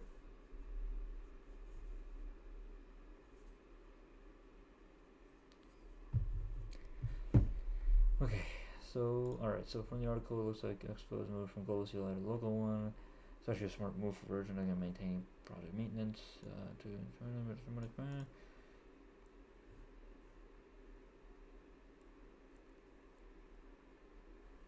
if your project is set up to use the, well, it's not, unfortunately, then, because we already tried it out and didn't work. So clear, let's fix that there. Use that. What the heck? What the fricks, dude? What the fricks is going on here, man? Micro 2. Okay. Is this the exact same article? I swear to God, if it's the exact same article. God damn it. How do I? Well, you know what? Let's just paste that into ChatGPT too and see what we get. Oh wait, did it install? Oh, it did install. Oh, okay. That was weird. I guess it was something else. Something else. Okay, so let's go back to the documentation.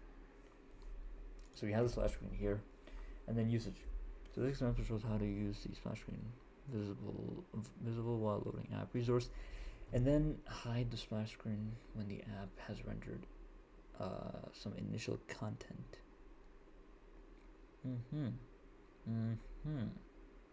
Good stuff. This looks good. Let's do this. Do we have an app.js?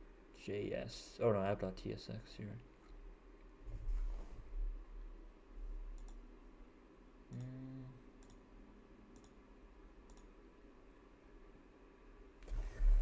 I mean, where would we put it then? So edit screen, text, assets, app, layout.tsx. Is that what we consider it? Layout.tsx, like that.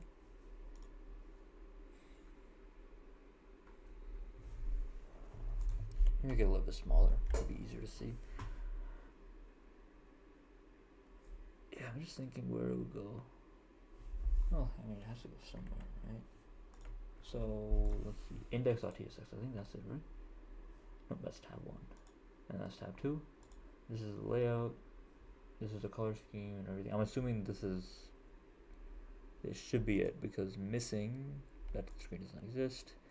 HTML, that's something else, and that's just a modal. Okay, layout. We'll consider layout as our main hub for our code. Yeah, let's do that. So it's saying that we need to import all from that. So the first thing we need to do is we need to import the splash. Oh, splash screen is already there. What the heck? Oh yeah, we already have it. What am I installing then? Oh god. Because the template already came with that. Okay. So now what we want to do is we need to replace the splash screen with something else. Auto hide. Now where would the splash screen be then? Assets, right? Images, splash.png. Yeah? Okay, so that's our splash screen right there. So you know what we'll do is let's do this. Let's take our figma that we have right here. Hey bro, no, not that one. Extracting that. Yeah, this one. Let's export this and this, and we'll export it as a SVG. No, not SVG. It should be PNG. Export as a PNG. Export 2 layers. There we go. And then, so we have it in our desktop right here. Okay. And then we'll just go ahead and drag it into our folder. So let's do this. So let's just take this, drag it in the folder like so. Fit tracker. No, that's not how we want it. We want to combine it. Okay. Yeah. Yeah, we want to combine it. So let's group these 2 layers. Export. Oh no, not that. Okay, yeah, export group 18. Yeah, okay.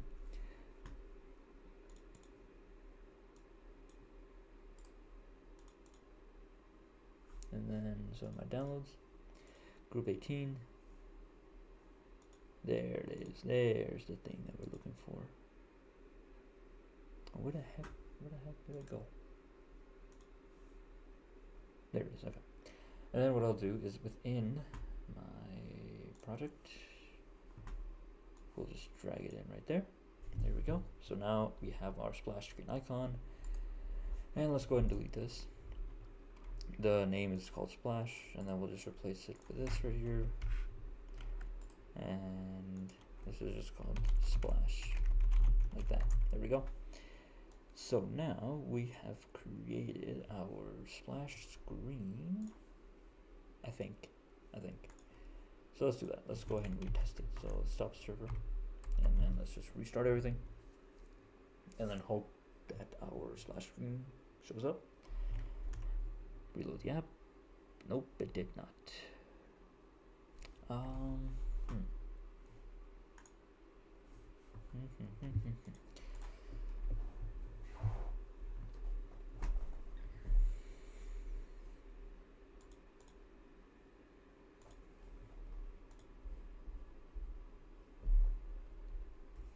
Okay, let's try something out here.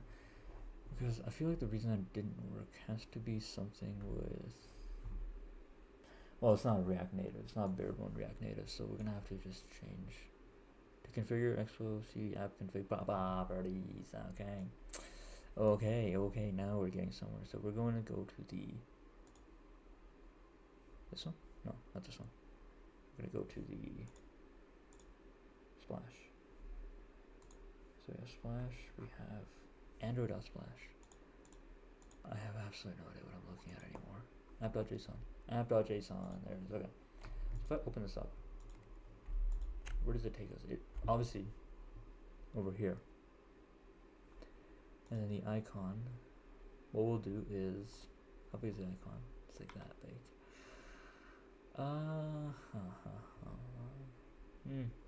App.json. Background color. We want to change the background color too. There's a lot of things gonna happen with this app. Friggin' a lot of things, bruh. Friggin' a lot of things. Alright, so we're gonna take the color and we're just gonna replace it with this right here. And then adaptive icon, fav icon. Actually, let's change this too. I'm just curious because adaptive icon is this thing right here. I presume that that's the actual thing that we want to change. So you know what we'll do is let's go into our Figma and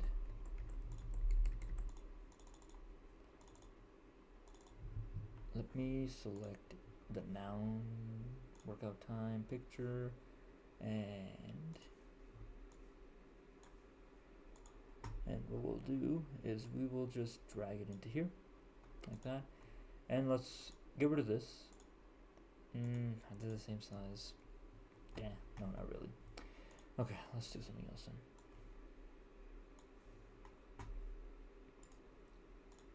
Okay, so Android. No, let's do Expo icon generator. There we go. That's not what we want at all. Can I like select an image? There we go. Okay, so I can.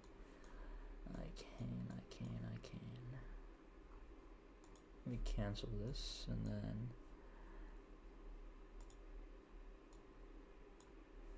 open this up, select the noun workout, there we go. Why are you not loading?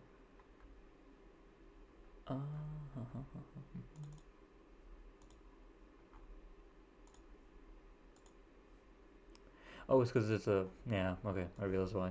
There's a white background, and it's white itself, so that's probably why. Well, we want to also, yeah.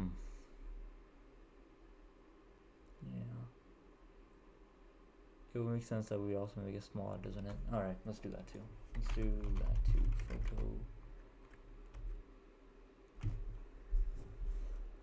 Photo P. And then open from camera. Oh, god damn it again. Alright. I want to try to avoid showing any sort of stuff that doesn't need to be shown. Open it on the computer and then desktop. The noun workout. There we go. Okay. So we know that the Expo icon builder itself, this thingy, how big is this? 128 by 128. So we need to make our picture 128 by 128 with a transparent background, and we just gonna take this and we're gonna drag it in here like so. And there it is. And then let's make it smaller. I will just center it like that. There we go. God, how do you zoom in this thing? God damn it. Down. Alt. There we go. Alt. Okay. Zoom in. Zoom in. There we go. Okay. So this is gonna be our picture. No, that's way too pixelated, dude. Holy crap. Well, I guess for now it should do.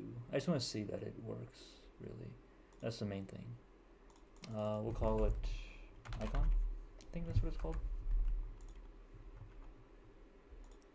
Icon, yep. And then we'll take this, we'll drag it in there, replace it. Okay. And then let's get rid of this one. Okay. Let's restart our app. Oh, let's restart. Okay, there we go. npx expo start. Yep, there we go. And then let's do reload. That's not right. Adaptive icon. It's called the adaptive icon. Damn it. Okay, that's what we want to change. We also want to change that too. Okay, so I'm gonna rename my file adaptive icon, and then I'm just gonna drag it back in here and replace what we have, like so. And so now if I stop the server, we restart it, I think it should work. Let's reload.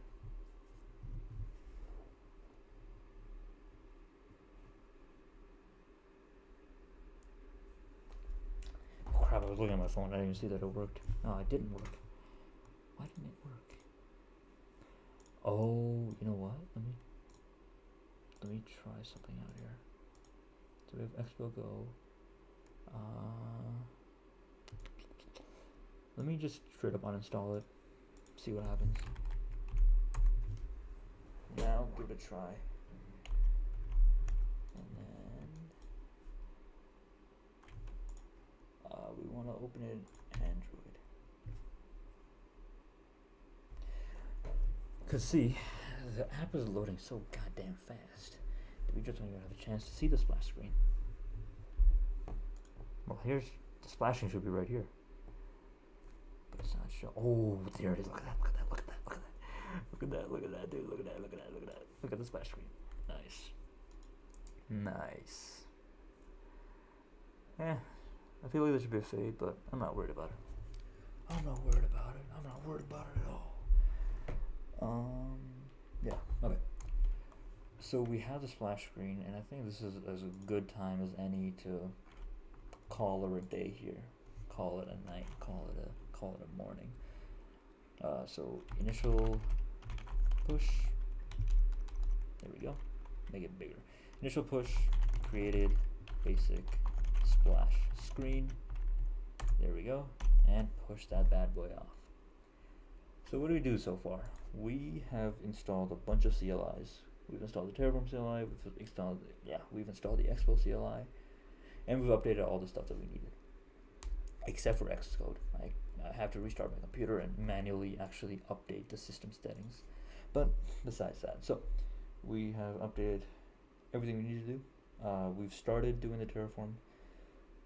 Mainly got a little bit lazy on it actually, so I'm gonna have to do that the next time. Or I think the easiest solution would be like just to show you how I did it, and then you can follow along with it.